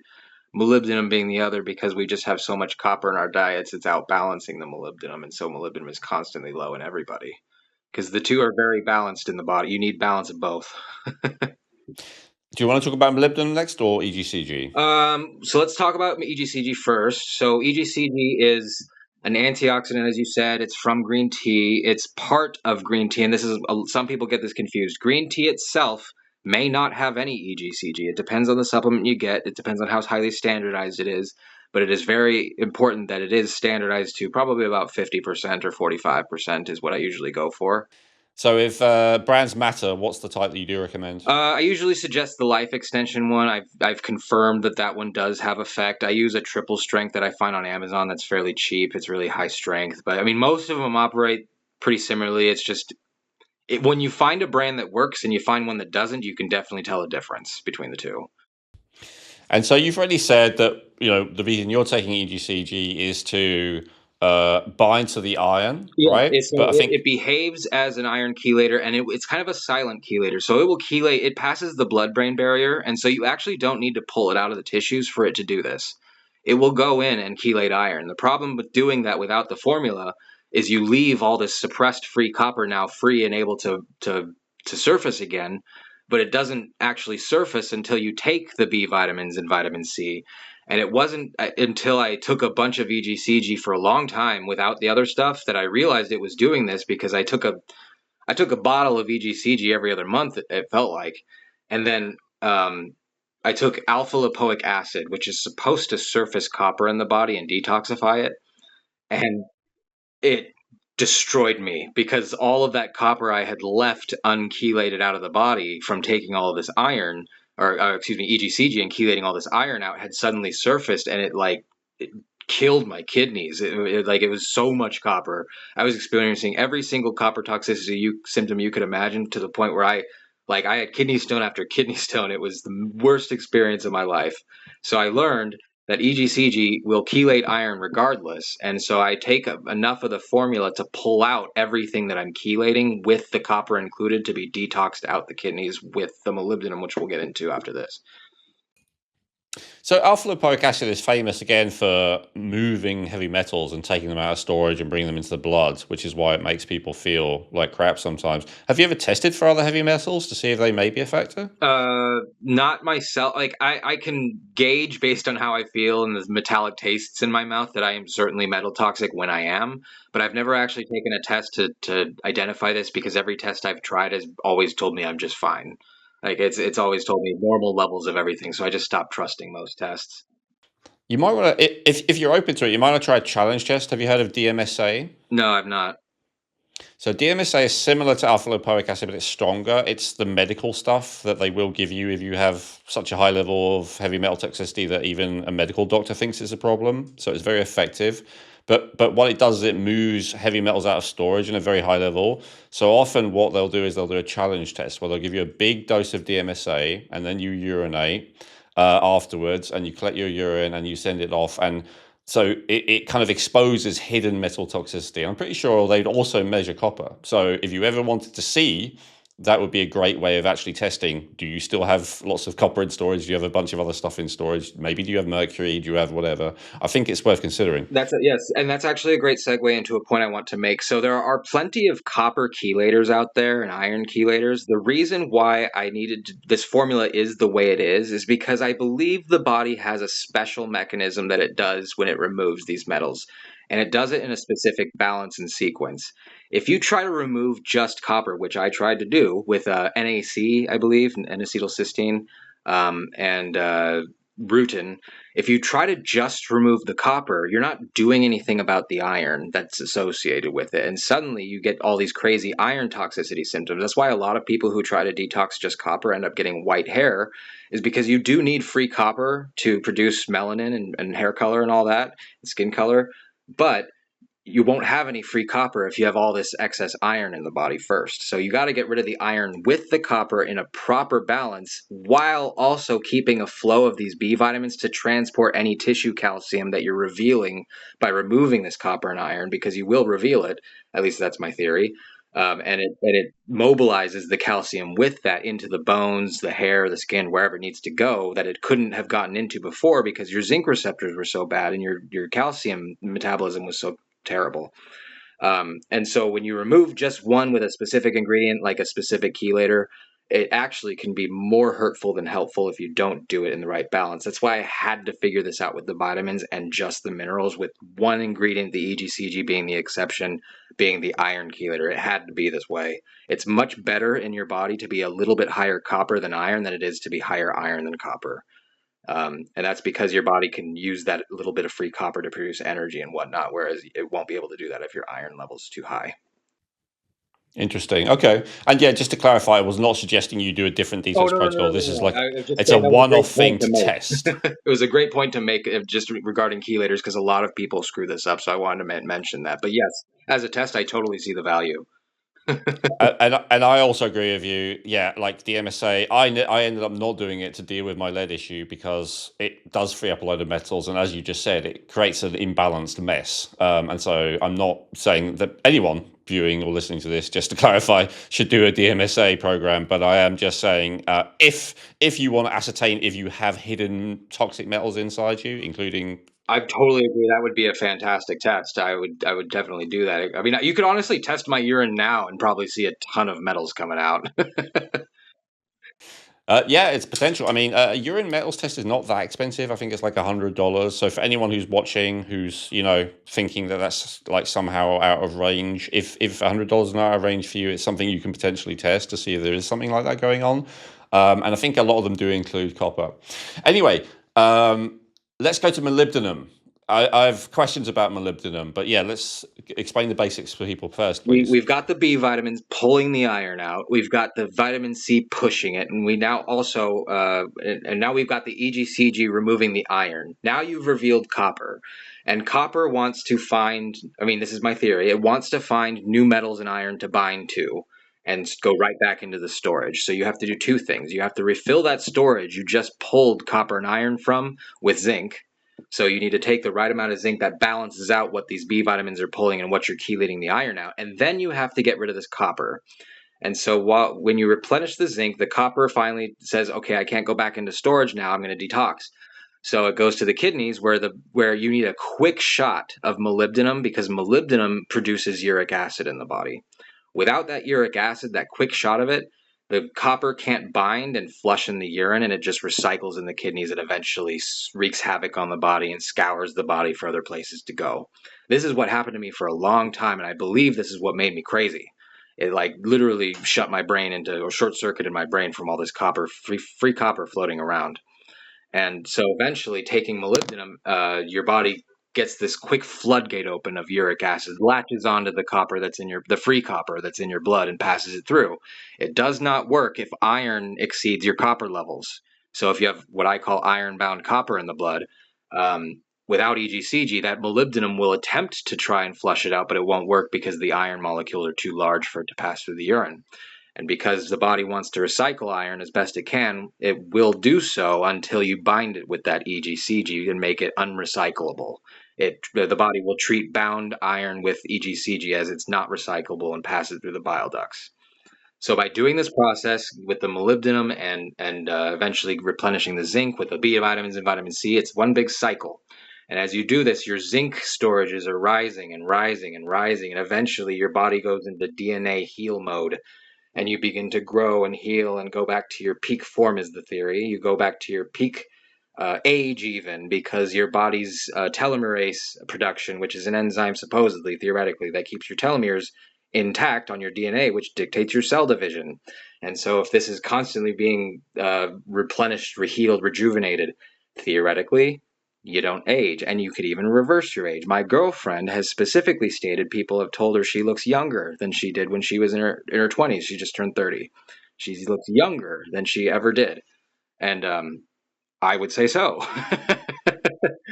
So that's the whole theory. Basically, in a nutshell, you are getting rid of blocking metals and replacing it with zinc with supporting agents. Okay, so I definitely want to ask you some questions about molybdenum. Just to clarify, because I know a lot of people who are listening to this may be skeptical, rightly so. But so just want to read out to you like a mainstream list of copper toxicity symptoms. So there's kind of the standard things like nausea, vomiting, diarrhea that you'd expect with any kind of poisoning. But listen to some of the psychiatric symptoms. So mood swings, anxiety, psychosis in severe cases, kidney damage, weakened immune system, metallic taste in the mouth, what Everything you Jacob was just described, talking I've about. experienced. Mood changes, including depression or irritability, cognitive issues like memory loss or confusion, fatigue. So, yeah, I just want to say this is, I'm just reading out like an AI answer, which is as mainstream as it gets. So it's not like such a crazy theory that all these psychological issues could come up. And of course, extreme copper toxicity actually leads to Wilson's disease, which I find so fascinating because I think, the importance of psychopaths on the world is hugely underestimated. And I think everyone should go for a brain scan to test for psychopathy before they're allowed to be in elected office, for instance. I think this is like such a huge thing. And the fact that an excess of copper can actually cause a person to literally like go evil That sounds crazy, I know. No, but it does. I mean, I'm talking a full personality transformation in myself. We're talking a guy who was not afraid, but just didn't want to go out and be about and talk to people. I was always angry. I was always frustrated with everything. I was always on edge. Now, I mean, I've only been at my new job for a month and I've got people high-fiving me, patting me on the shoulder. I have good conversations with people. If nothing else, I would say this has improved my social ability tenfold. I mean, I've shared a story on the forum about, I don't know if I should share it here or not. It's a little PG-13, but I would go to gentlemen's clubs as a social test. So as a social test, I did when I started this formula, every 6 months I would go to the same one, and the girls at first would ignore me. My girlfriend probably looking at me probably angrily right now, but this is a true thing that I would do. And then they would ignore me. They wouldn't talk to me. And then 6 months later, after this formula, after a year, suddenly the girls started talking to me. And in another 6 months, the girls were competing for the opportunity to give me a private dance. And in another and they don't even remember who I was. It was like, because I was going in a infrequent enough time frame to where they didn't know really who I was, and there was enough changes in dancers. But it was crazy how people started magnetizing towards me as my facial bone structure started shifting ever so slightly.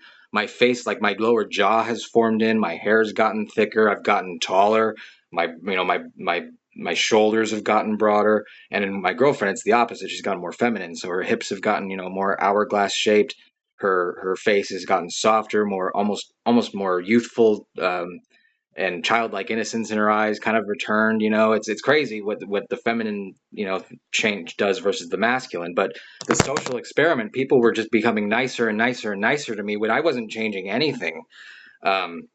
And eventually, towards the end of this experiment, I had gotten like 3 numbers of 3 different dancers, which apparently never happens. That I never called, I never did anything with. But just saying, the social aspect of this is absolutely incredible. At work, people are approaching me more and want to talk to me when this was never a thing before. People wanted to get away from me, and rightfully so. I wasn't a very happy person. um, So you feel like a level of magnetism or charisma or whatever Yeah, is it's crazy. It's the craziest thing. And copper, I believe, like more copper toxic you get, the more just crazy and evil you become, the more selfish you become. I mean, if you, I mean, the theory or the actual fact now that women who are on birth control tend to view men who are masculine as less attractive as they would when they're off birth yes. control. And so Yeah, that I'm pretty sure, as you say, that's proven. I Yep. mean, so that alone proves that like hormones just have this huge effect on how we perceive people and how, I mean, I also believe how we are perceived just generally by the minor shifts in measurements in your eyes. I mean, we can tell a lot more about a person's health by looking at their eyes than we realize.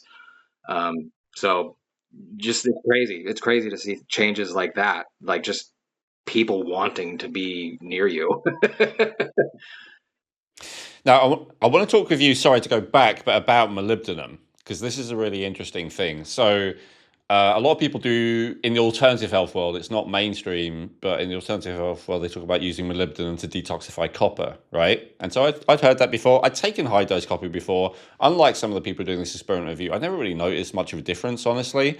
But what I was interested in is the interaction you said it had with uric acid, because whenever I tested my uric acid, I'm just going to share my screen with you again. It had always been very low, right? Which, according to any kind of mainstream medical perspective, is fine. And you can see here it's actually been too low in a bunch of occasions, right? According to their kind of measurements. But when you look into it, when I asked the doctor, it's like, don't worry about it. Like they could see no real problem with this. But your theory is that you need uric acid to transport copper out of the body, Yep. correct? Flush it out. Yep. Yep. Okay. And so could it be that the reason why my uric acid kept getting so low is because my body was overloaded with copper and it had kind of depleted all the uric acid? That's the I theory. would say that theory has some weight to it based on what I've experienced and what people are experiencing in this forum. So yeah, I would say that's very in line with what I'm trying to figure out here.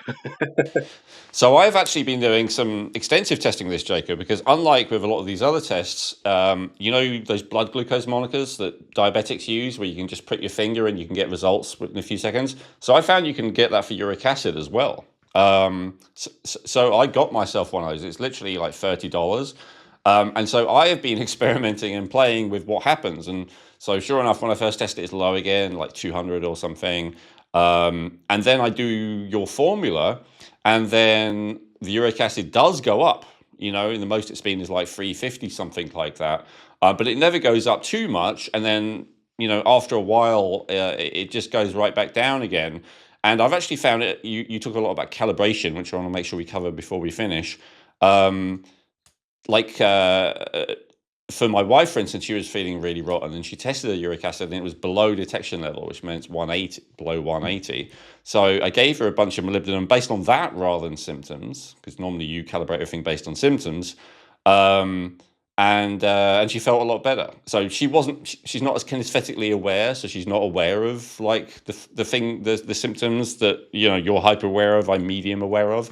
But using that test, I could see that the molybdenum was probably low because, as you said, your body burns through molybdenum in order to raise uric acid. And uric acid, even though everyone thinks of it as gout, is considered to actually be an important antioxidant in the body, Yeah, right? and also, I mean, it's um, dang it, I lost my train of thought. I was going to make a point to something you said. We were talking about uric acid, how you could take you said your wife took some and she felt a lot better, right?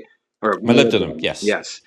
Um, if you take too much of it, though, without everything else, you will experience those symptoms that we were talking about, like the electrified skin. Some people get really sick on this stuff. So, but listening to your body, this is the point I was going to make. Listening to your body is a lot easier after you've experienced what fixing the symptom feels like. So she probably now knows that after she's fixed that with molybdenum, she's now remembered, okay, now this is what I felt like with low molybdenum. That's what I've been constantly doing these last few years, is remembering when I do fix something with something, I remember what I felt like with that and then before I took it and then how I took it, so I can record that symptom as a calibration method later on, if that makes sense.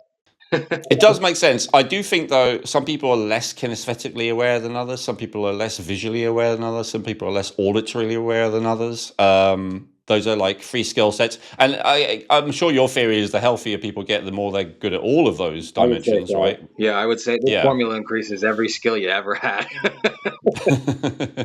So yeah, so assuming that's true, but I still think some people are better at some things than others. But yeah, so let's talk about calibration, because so basically your theory on this that you're working with so far, correct me if I'm wrong with any of this, is if people follow your formula, they feel better quickly.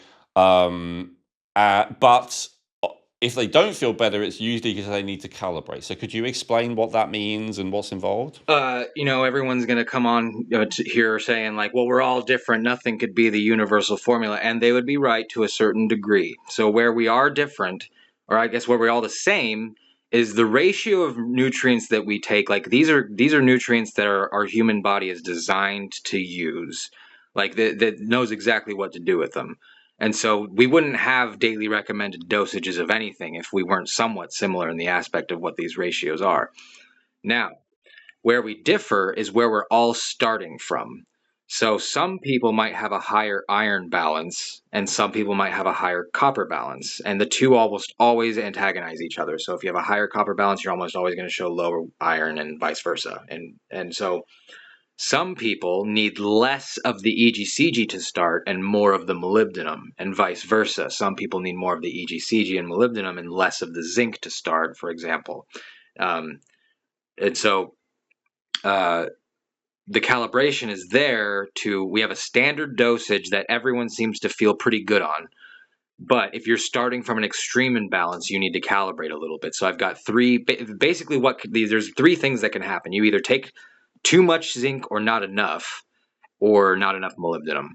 And so when you take too much zinc, you almost force too much iron out too quickly, and you need more EGCG and molybdenum to compensate, because the B vitamins and vitamin C should be plenty there, and they're water soluble, which means they won't usually be used until they're needed.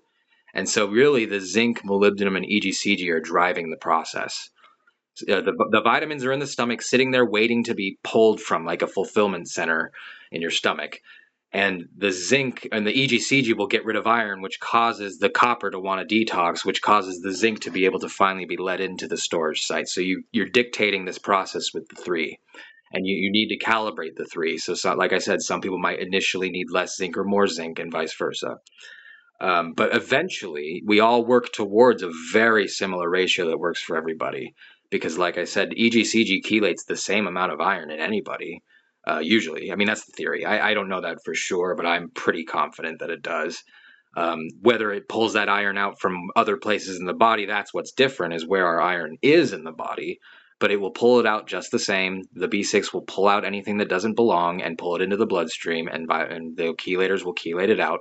The zinc will replace exactly what you pulled out, and it will make a certain amount of room for zinc. So it's pretty universal. Once you've tried this a couple times and calibrated just right, the standard dosage should work just fine. You may need to just naturally take a little bit more molybdenum, for example, or a little bit less EGCG. But if you go too far low on anything, you'll start to get symptoms after 2 doses. In an ideal world, you'd meet all of your nutritional needs in the form of vitamins, minerals, phytonutrients, and more from the foods you eat. However, unless you prepare all of your food at home from scratch using the highest quality ingredients possible, the reality is that most of us need some nutritional support. Most of us need to take supplements if we want to look, feel, and perform at our best on a consistent daily basis. And this is especially true if you have genes that give you an elevated need of certain nutrients. And this is where Feel Younger can help. What I love about Feel Younger is that they offer a huge range of quality supplements and healthcare products formulated and endorsed by Owen Robinson. including must-haves like magnesium glycinate and vitamins B12, D3, and K2. And they do it at affordable prices with free shipping for orders over $50 without ever compromising on quality, purity, or potency. To learn more about how Feel Younger supplements can give your health a boost while supporting this podcast, please visit feelyounger.net and use promo code REJUVENATE to get 20% off your first order. That's promo code REJUVENATE for 20% off your first order at feelyounger.net. So as you just said, there's 3 different ways it could need adjusting. Could I read these out for people? Now, we're not going to give people the exact recipe to do this, by the way. First of all, we're not encouraging anyone. We're just kind of reporting. But if you would like to find out, I'll make sure I put a link in the description to a forum where this is posted right at the beginning. But I'm just going to reference this section that I'm reading here. So this is your symptom checker. So number 1, it says pale lips, itchy legs, anger, nausea, greasy thinning hair, left side pain, cold, clammy hands. This means you need more molybdenum. Your copper is being forced out without enough uric acid outside your kidneys. Now, I just gave that example of, how my wife, she seems to need a lot of molybdenum because even though in that case she couldn't feel anything, and we did the uric acid test. When I read the list to her, she's like, actually, I did have left side pain earlier for a couple of hours, but then she forgot about it. So it's interesting. Obviously, with this list, I'm assuming people don't need to have all of those symptoms. It's just like some of them or any of them would indicate it. Is that correct? Yeah. So, I mean, the left side pain is when it's like more severe, like anger is when it's more severe. But the pale lips and like the anxiety and cold and clammy hands is almost always a thing. So the emotional statuses are very, very useful helpers in the symptom checker. Yeah, okay, well, let's do that next. So that is a sign you need more molybdenum. Number 2, reddish lips, itchy feet, itchy rectum, reddish oily fingertips, depression, right side or lower stomach pain near testes. Now that's for men. Is there a female equivalent to that? Female equivalent is just gut pain, like a general deep gut pain. Okay. Acidic light diarrhea, joint pain in fingers, nausea, lower back pain, rashes, coppery taste in mouth, center front hair receding or thinning migraine. So this means you need zinc, you've chelated too much iron with EGCG, and the body needs to replace those storage sites. And then you're talking about taking zinc and molybdenum. Yep, I always recommend combining molybdenum with EGCG or zinc if you ever take zinc or EGCG, because the act of taking EGCG or zinc causes a rise or forcing of copper to deplete. And so you want that surge of uric acid when you do that, because the body doesn't store much molybdenum.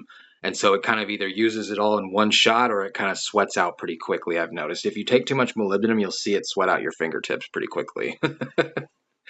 How would you see that? What you mean? Like a metallic-y look, like your sweat will have sort of a sparkly look to it. You'll see some metals excrete if you take too much molybdenum at once.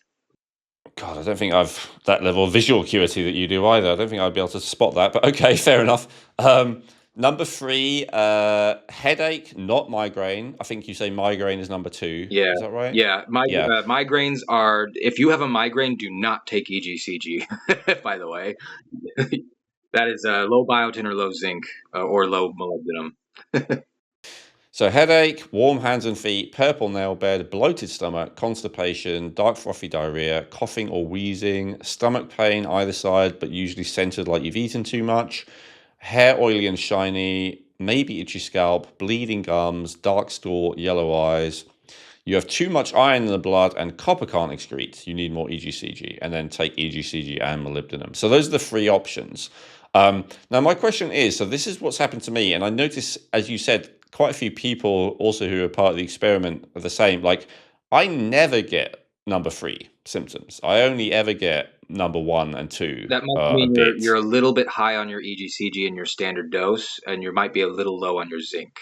And it's very common that people need to do both number 3 and number 2 because they're both high iron and low zinc, and so you kind of have to do both. But start with the EGCG because you need to make room for the zinc first.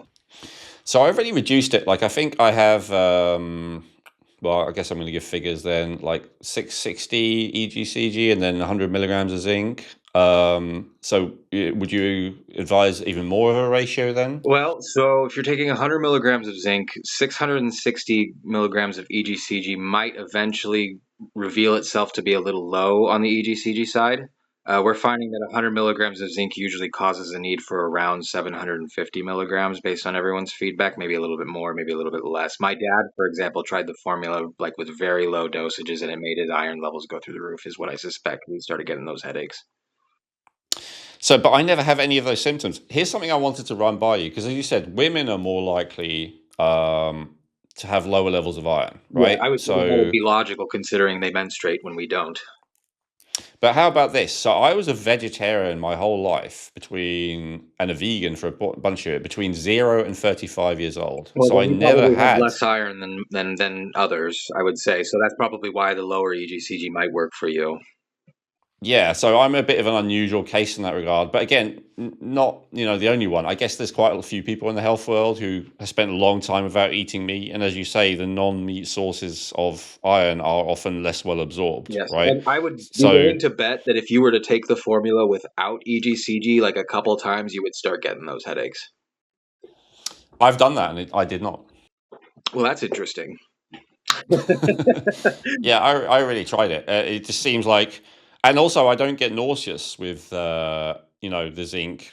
So It seems that, you really must have lower iron than more people, and the vegetarian diet makes total sense. But I would just be very mindful of number 3 symptoms if you do continue to try that.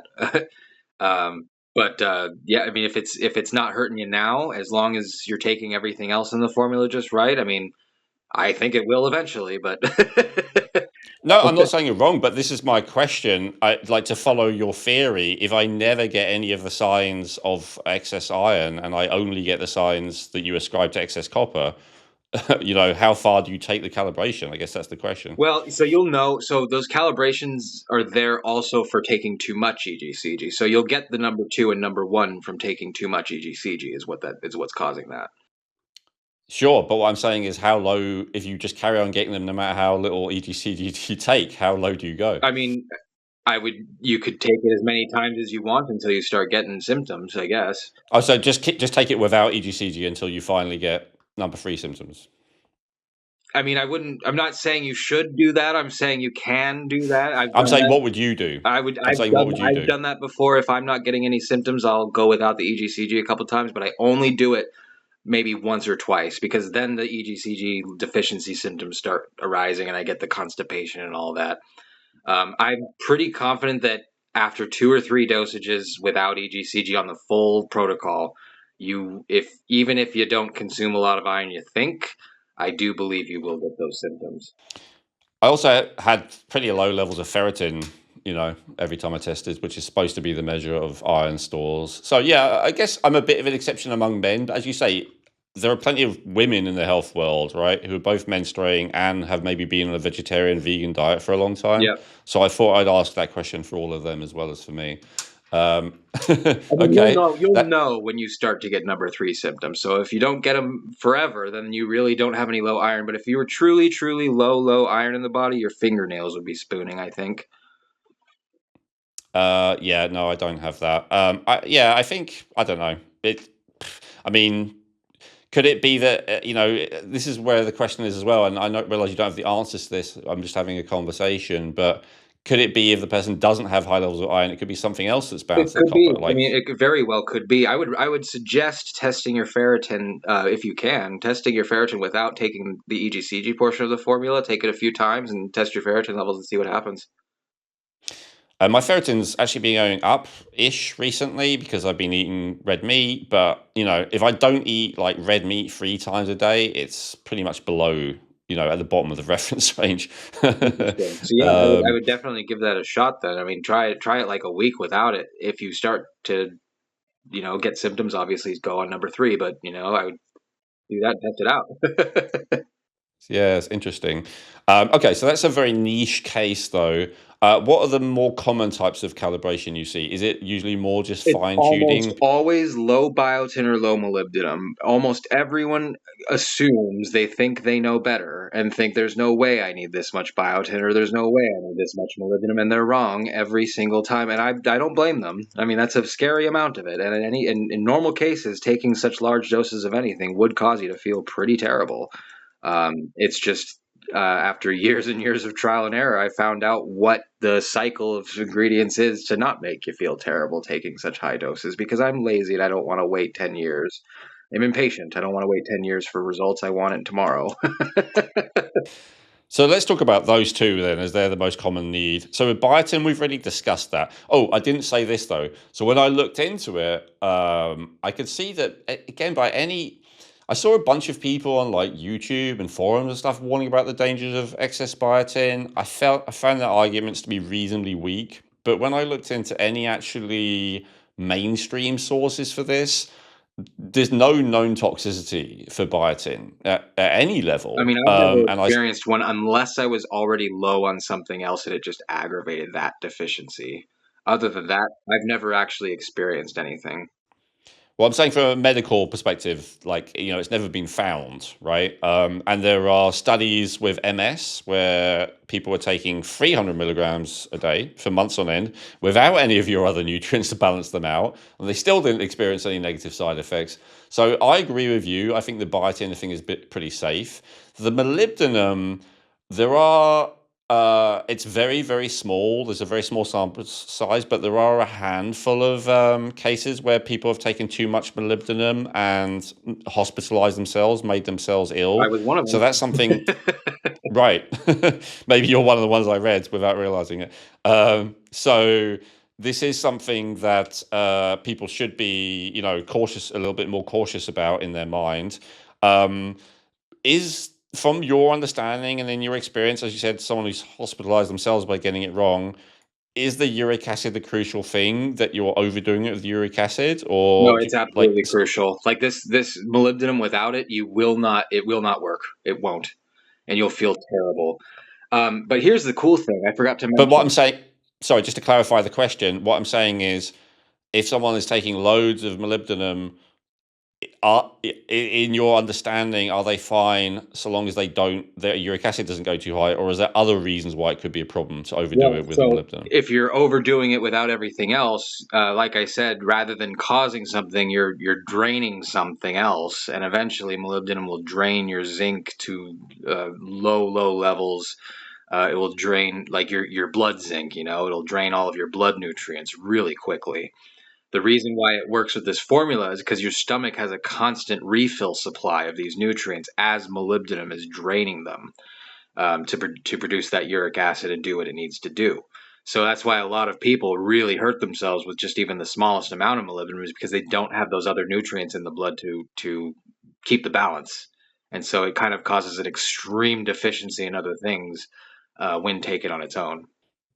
And it will drain the copper excessively as well, Yes, it'll right? drain blood copper that's free. It won't drain what I call bound copper to iron. It won't drain tissue copper, but if it's in the blood circulating, it will drain it. And so you said earlier in the conversation, maybe when we hadn't explained the formula properly yet, that in your view, although it's ideal to have them balanced, it's worse to have excess iron than excess copper, Yeah. right? Yes, and so it's always good if you're taking molybdenum, it's always good to have both zinc and EGCG on hand, because the smallest amount of molybdenum can deplete enough copper to where you now went from high copper balance to now high iron balance, and it's very quickly. Usually, your case interests me, but the vegetarian story from childhood makes sense. So, um, uh, not a surprise there. Uh, Yeah, and I don't think food's as fortified with iron in this country as it is in yours. So I think that makes a difference as well. I think it's in breakfast cereals, but it's not like commonly added to grains like it is over I there. would like to mention a very important point of how I figured this out is because we're dealing with pure nutrients. I was able to determine whether or not I needed them by the way they interacted on my tongue.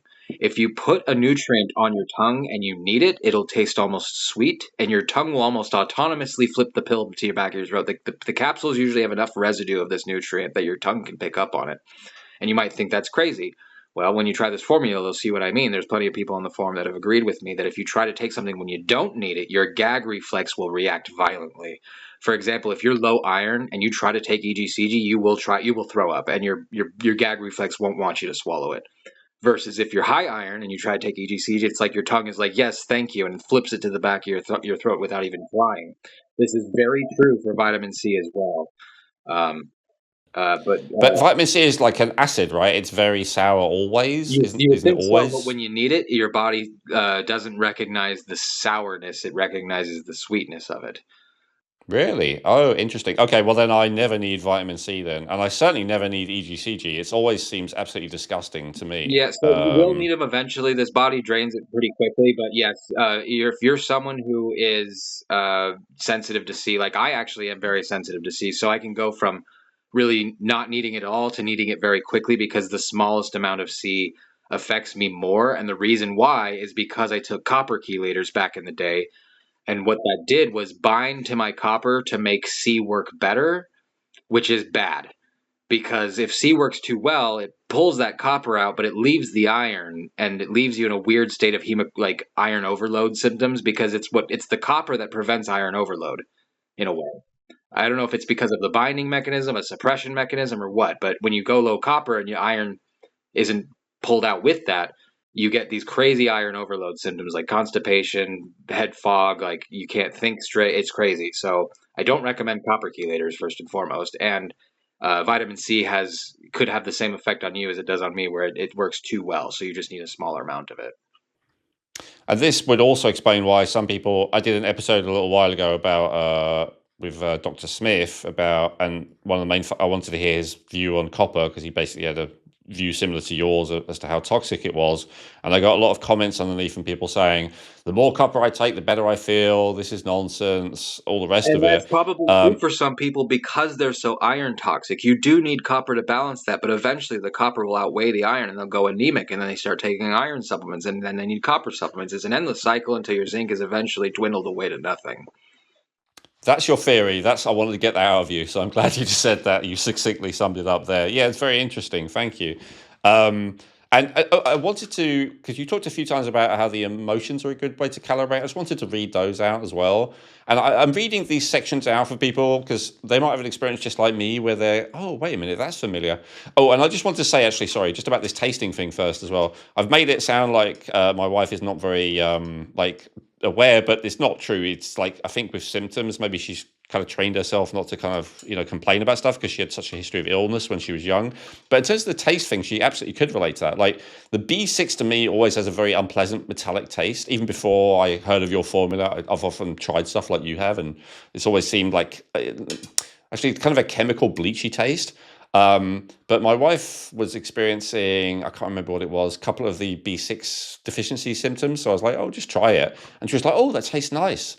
And I was like, really? I can't imagine anyone feeling that way And about it's B6. very quick how it can go from tasting terrible to tasting good when you take something else that you needed first. So like if you need molybdenum, but you have too much iron first, molybdenum won't taste very good. It'll make you gag. But you take EGCG, suddenly molybdenum will go down very easily. Mm. Yeah, very, very interesting. And when I first started taking molybdenum, I have a liquid version, and it did taste kind of unpleasant and metallic. And then after a little while, when I had it, it tasted good. And I would say, my wife Hannah, like a couple of days later, she was feeling off again. I was like, "Well, do you want to try a little bit of B6 again?" She did, and she's like, "Oh no," it's like she didn't like it. So just anecdotal, I know, but this is definitely something to try. And this is an alternative. I talk a lot on here, Jacob, about the value of testing things and not guessing, which I think is a good thing because a lot of people take something just because someone told them to, which I think is the worst reason to take something. But I think what you're talking about, like putting things in your tongue and seeing how it tastes, is a form of testing. And in fact, it may be more easily It's available the to only people. reason I was And able to figure this out is because I was able to do that test. yeah, yeah, exactly. So it's a way of testing. It's very interesting, as you just said, the way that things that the way that they taste and the way that your body reacts to them changes. And now skeptics will say, there's other reasons for that. But as you just said, the fact that the same compound one day can be like and the next day is like gag reflex, like your body's trying to tell you something there. That's not a coincidence. I So I wouldn't think apply that's this very thinking valid. to anything other than pure nutrients, though. If you obviously chemicals can taste great, but they're not good for you at all. This is just a pure nutrient test. Yeah, Minerals, obviously vitamins, and for some MSG. reason, EGCG works just the same as any nutrient does with this taste test. Yeah, I didn't realize that you felt that way, because to me it was just horrible, and I was like, I just assumed that's because it is a herb that's bitter. But okay. Um, so yes, obviously MSG, all these kind of things, they taste good because they're designed to. That's not the same. Okay, let's talk about the emotions for a second. So we talked about physical symptoms. Let's just do emotional symptoms for a sec. So you list depression, could be low B6 or zinc. Is that correct? Yes, Do you want to and expand on and, that? and it's actually a pretty quick fix when you figure out which one it is and take it. So yeah, depression is one of the two. And should a person just take it, or is this only within the realm of if they've already just done one of I your mean, doses? well, so I wouldn't recommend just taking a handful of zinc or EGCG, obviously, if you're depressed. But when this formula, when you do take this protocol and you experience more depression than normal or more aggression than normal, that's what I'm referring to when I say emotional status and the symptoms. Now, I would say if you're feeling depressed, you probably low zinc or B6, but I wouldn't suggest taking B6 or zinc on its own. I would suggest it with this formula. Okay. But someone who is very experimental, they could always consider it. Okay, so anxiety, you've got low biotin or molybdenum. Is there like what's the word? Is there a reason why those two specifically, or is that just what you found of experimentation? The reason I say those two is because, well, A, every time I've been overly anxious, it's always been those two. And B, because there's plenty of everything else in the formula aside from um, anything that would cause anxiety from being too low, there's plenty of in this formula. It's the biotin that I'm just simply not sure of. And so I use biotin as my first go-to if you're experiencing anxiety, because everything else I know for a fact is in the right dosage. I'm purely guessing on the biotin because I take the pure form, and so I always take too much. So it's really hard for me to measure how much do we actually need. I actually thought 100 might be too much at first, but it's clearly not enough because of all the anxiety people are getting and fixing by taking more biotin. Hmm. So anger, you've got low B5, C, or molybdenum. Yep. Mostly molybdenum, but sometimes it's C, and if C and molybdenum don't fix the issue, then it's B5. And so you've got molybdenum there for anxiety and anger. Is that because anxiety and anger are both symptoms of copper I would say anger toxicity? is a result of anxiety indirectly in a way because you don't typically get angry if you're calm. I mean, like I don't know how to say that properly. They're both a consequence of being in a sympathetic nervous system state. Absolutely, yes. Whereas the other two you've listed there, depression, apathy, that's more of a dorsal vagal shutdown state.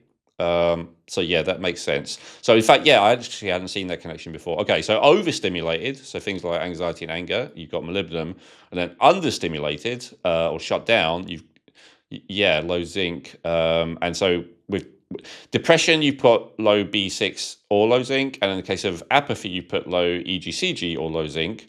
What's the difference between depression and apathy? Depression is like when I say depression, I mean like your brain's feeding you really sad thoughts. Like your brain, like for me, when I was really low zinc, I would be feeling really regretful of my past. I would be really missing, people I've lost in my life, and it's a pretty sad story. Sure, there's plenty to be Okay, sad about, but it's like fueled times 10 when I'm low zinc versus when I'm so low. sadness. Yes, just a general sad, like you don't want to continue anymore. Kind of like the worse you get. I mean, the lower zinc you go in balance, the worse it gets. But um, and B6 is kind of the same, except it's not just depression. It's also kind of like uneasiness with low B6. Like you just feel generally like something bad, like paranoia almost. You feel generally like something bad's gonna happen. You don't know really what it is. You just that's low B6. Low zinc is purely just sadness, just pure sadness. Hmm. And so the apathy, so that's more like Yeah, apathy is lack of more like I motivation. just don't care about anything. I'm not really sad, but I'm not happy. I just kind of feel like a ghost kind of thing. And so I just want to share a couple of benefits that I've experienced so far, very early in for me. So number one, I would say more mental clarity. One of the things people paying a lot of attention earlier to my test results, they might have noticed that my prolactin was pretty high. So I've had that tendency for a low time. Prolactin opposes dopamine. Dopamine is the main neurotransmitter that makes you focused and motivated and stuff. Um, and one of the ways that you lower prolactin is take B6. But as I said, I didn't want to do that. So interesting. I think that my dopamine is getting better and my prolactin is going lower. Didn't really show in that test result for various reasons. It was still a bit high, but I've had it twice the reference range, so it's still an improvement for me. Um, and uh, and so what comes with that? So I think more energy, more motivation, more mental clarity. Another thing is I felt warmer, especially at night, and I've noticed that I don't. It's winter here, and I don't have heating on in my bedroom. I've noticed, I need less layers, and I feel kind of warm in bed, so that's It nice. must be that your iron that was never able to be really utilized in your body is finally starting to really kick in. Maybe, and I think I've looked kind of anemic most of my life. I think I have a reasonable hue now, but I used to always be accused of being pale, and I always sleep late as well. So people say that I was like a vampire because I was like really pale. Your skin looks good to me. I mean, I don't know if you got makeup on, but I mean, you look good. No, zero. No, I've been the better the last couple of days, and I eat red meat 3 times a day as well, right? So yeah, topping up the iron, and yeah, definitely better though than I was 10 years ago in terms of skin tone and yeah, stuff like that. But thank you. Um, and then yeah, sex drive has been very interesting, and that's probably related to dopamine as well. But I'm sure you'd say it's related to the zinc. One thing that I've had that I know the vast majority of men listening to this will call it a benefit, but I actually just find it annoying, No, me too. is it is because my sex drive has never been like, I don't know, that low, and I've never had ED or anything like that. But I didn't usually wake up with nighttime erections. I didn't wake up in the morning with an erection. I was happy with that because normally I don't wake up, I Yeah, need it's a bit to of urinate. And now every time I wake up, and it's like it's just annoying because it means I have to wait before I can I keep urinate. telling people it literally puts you in like a second puberty state. You know, and I wouldn't be surprised if you start growing like I am. I mean, like it's that crazy. I'm already 6'3", so it's interesting that a lot of the research shows that actually the taller you are, the less long you live. I don't know if you've heard that before. It's actually, they say women live longer than men, but if you control for height, it's actually identical. So it's just that women are on average shorter than men. Um, yeah, so it's there's theories about it, but I guess it's getting the circulation to everything, like the heart and everything has to work harder if the person's taller. Um, but I know that there's definitely a privilege in being taller, right? People treat you better, as you said. You stand out more, and I absolutely, yeah, especially for men specifically, I think there's definitely a privilege. So I think it's well worth it. So if it does make you grow a couple of inches, in fact, I mentioned this to my wife, and it's one of the reasons she wanted to try the formula. She's like, "Oh, I'd like to be a couple of inches taller," and I said, "I don't think it's going to happen overnight, Well, but so sure." interesting thing is my girlfriend. We haven't really paid attention to her height as much because she doesn't want to get taller, but and she's not even that tall. She's like 5'6", maybe 5'5". Um, she she I believe is getting taller, not maybe not as significantly as I am, because she's losing, like, her clothes are fitting way better than they used to. She was pretty overweight when we started this. Like, we're I mean clinically obese, and she's lost probably near 100 pounds without really changing her lifestyle that much. And I think you might have buried the lead there. You should have mentioned at the beginning when we were talking about benefits. I think every woman, that's probably the most compelling well, benefit. I Maybe I'm never really think exaggerating a of bit, I but never think of weight loss as like something to advertise from this, because you can lose weight from anything, you know. So I try not to. Anyway, yeah, we lost her well, 100 pounds. most people really, really struggle to lose weight, and my personal theory about this is that there's a hormonal basis to it almost every time, which it seems doesn't really conflict with your theory, because your theory is that there's a metal imbalance basis to the hormonal imbalance, correct? Yep, and she's lost all this weight. She's feeling better than ever. Um, and I totally forgot where I was going with this point. Oh, sorry. Well, we're talking about height originally. Remember, she didn't want to gain 2 inches. Oh yeah, She didn't want to gain height. so but her clothes fit so much better. But on the scale, she's not losing. Like lately, she hasn't been losing as much weight, but her clothes are slimming down significantly. So I'm theorizing that her muscular system is getting stronger, which is increasing weight that way. But also, she is getting taller, because while everyone else in this world seems to be getting shorter to me, she has been staying the relatively same height difference. So she's probably getting taller with me in some way. Mm. Do you work out in the gym? Because I was going to ask No, this. not at all. Okay. Well, I was more ask. I was just wondering if your strength had gone up because I was sharing a theory about how. So in Chinese medicine, it's interesting. I did Chinese medicine first, like 15 years ago, and one of the things that they actually a lot of their what they call tonic herbs, which are like as close as you can get to universally beneficial, are high zinc, whether it's Hoshi Wu, or whether it's Polyrhacus ant. So Polyrhacus ant is a type of ant, and I've seen wildly different theories of this. Anything from like their 20% zinc to I don't know 0.05%. There's a huge variance, but the point is they're way, way, way higher zinc than human beings normally are, and it's theorized that's one of the reasons why they're so strong. And honestly, again, it's anecdotal, but in my early days, I had a lot of bodybuilder kind of those kind of clients, and they loved polyracosant. They always that was like one of their favorites, and they said, it's I can do more in the gym, and because I guess it's a very bioavailable form of zinc, even compared to a supplement, because it's a real animal that you're eating, right? That's super high in it. So I was wondering if you noticed any strength increases as your whole goal has been topping your zinc up. Well, so I'm not just getting taller here. I'm like my whole bone structure. Like I feel built now. I feel like strong as an ox, and it's reflected in like I've done push-up counts just like every once in a while just to see where I'm at.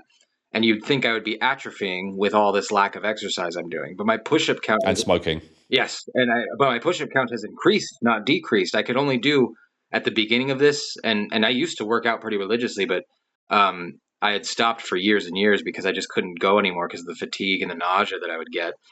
And so when I started this formula back in 2022 correctly, or 2021 correctly, late 2021 is when I got it down. I could maybe do 15, 20 push-ups without getting exhausted. I can now do probably 35 to 40, and I'm heavier, not heavier, but like my upper body is more built now, so I'm pushing up more weight. But I'm also leaner. It's weird. I'm taller. I'm still 200 pounds. I was 200 pounds when I started, and I'm still 200 pounds, but I'm 2 inches taller. Yeah, fair enough. Well, body composition obviously makes a big difference. I think my biggest regret for you in all this is that you didn't do more tracking of all this stuff, I know. I mean, like I from had the no start. idea all this was going to happen. I thought I was just going to get a little bit more mentally clear. I had no idea I was going to turn into Captain America here. Jeez. Yeah, it's often the case. I wish I'd done more tracking of my own stuff as well. That's why I started a few years ago. But I wish I had my test results from 15 years ago, 20 years ago. But anyway, okay. Well, look, I think we've already gone over the time that I asked you to do. So I really appreciate it. Is there anything you want to final thoughts that you want to leave people with before we Just finish here? remember, as we've stated many times, this is theory. This is my own experience based on what I've experienced with both myself and several participants in person and also online. But again, this is not going to be supported by any doctor, and I'm definitely not going to suggest that you ignore your doctor's advice if he tells you something otherwise. I'm not going to suggest anybody do anything that they're not comfortable with. However, I will say that these nutrients are not foreign to the body. The body knows exactly what to do with them. If you do have a bad reaction, the worst I've seen from anyone taking this standard protocol is they just simply threw up. That's the worst I've seen. They threw up and it was done. If they deviated from the protocol, took half a dosage and didn't take enough biotin or whatever, you might start experiencing some bad symptoms. So again, if you're going to do it, remember it is your choice and that it is theory and this is still in its infancy. I just posted this back November last year. I've been doing this for 3 years. I've been getting better and better. I'm not worried about the effects it's going to have on anyone if you do it correctly. I am worried that you might get the wrong brand of something or you might not take enough biotin. So please follow the protocol if you do it on the forum to a T. Make sure you monitor those calibration techniques as well. And I'll address this when I do film a brief intro for this episode. But you're doing this anonymously. You're certainly not taking the responsibility, but you're also not asking for anything, I'm not right? You have asking for not. any payment. If I am going to make money on this, it'll be in a book I write about the story, and you guys can support me that way if you want to. But do please, I will not take payments for consults. I will happily help you if you message me because this is my baby, and I want to make sure that anybody that tries my baby is feeling good on it. And I really don't want to see anyone hurt from this. So If you have issues, please post on the forum. It's a $5 fee or something like that a month. Just pay the fee, and I don't make money from that. It's for someone else. This is someone else started this forum for me. I'm just given a free account to post on it. Okay. And we'll provide a link to that. And if anyone wants to share their experience with you, you're also on Twitter, right? Shall I share the Twitter handle with people? Yep. Okay, fantastic. Well, thank you very much. I appreciate your time. I appreciate you sharing this. It's been great. I've honestly, like I said, I've not used this. Is surreal for me. This is very crazy to have anybody listen to me. I've been theorizing this for years and years and years, and I've had success for like the last 3. And I honestly thought I would die. Well, I didn't think I would die anymore. I thought I would live forever with this information while everyone else dies around me. And I want to clarify my position. I don't know if you're right about a lot of these things. The very least that I've learned is I could definitely happily have more biotin, and my body seems to enjoy it. I could definitely happily have more molybdenum, and my body seems to enjoy it. And so far, the positives definitely outweigh the negatives of having the whole thing. And I'll carry on trying it and see what happens. And I'll let people know how it goes with a follow-up. You said, maybe we'll do a follow-up in 6 months or something when we've all been doing it a while. 6 months is where you really, at least for me and my girlfriend, and for this other guy, his name's Arnold on the forum. He was one of my first random participants. It takes about 3 to 6 months to start really seeing the transformation aspect. Right. Initially, you might feel a little bit better in your head. You might digest things a little bit better. You might have a little more energy if you do it right. But after 6 months, you'll begin to notice facial construct changes. It's crazy. So, yeah, just look forward to that. Awesome. Maybe I have a stronger jaw. Yeah, and maybe if the hair grows back in my head, I think then you'll definitely get a big fault. Well, I was going to say you'll get a lot more people paying attention if over the months it starts growing back a little bit. Awesome. All right. Thank you, Jacob. I appreciate it. Appreciate your time. Thank you. Take care. Hey, thanks for watching the video. If you enjoyed that, I recommend watching our latest episode, which you can do by clicking above. And make sure to subscribe, like the video, comment, and share with anyone who you think might appreciate it. Thank you.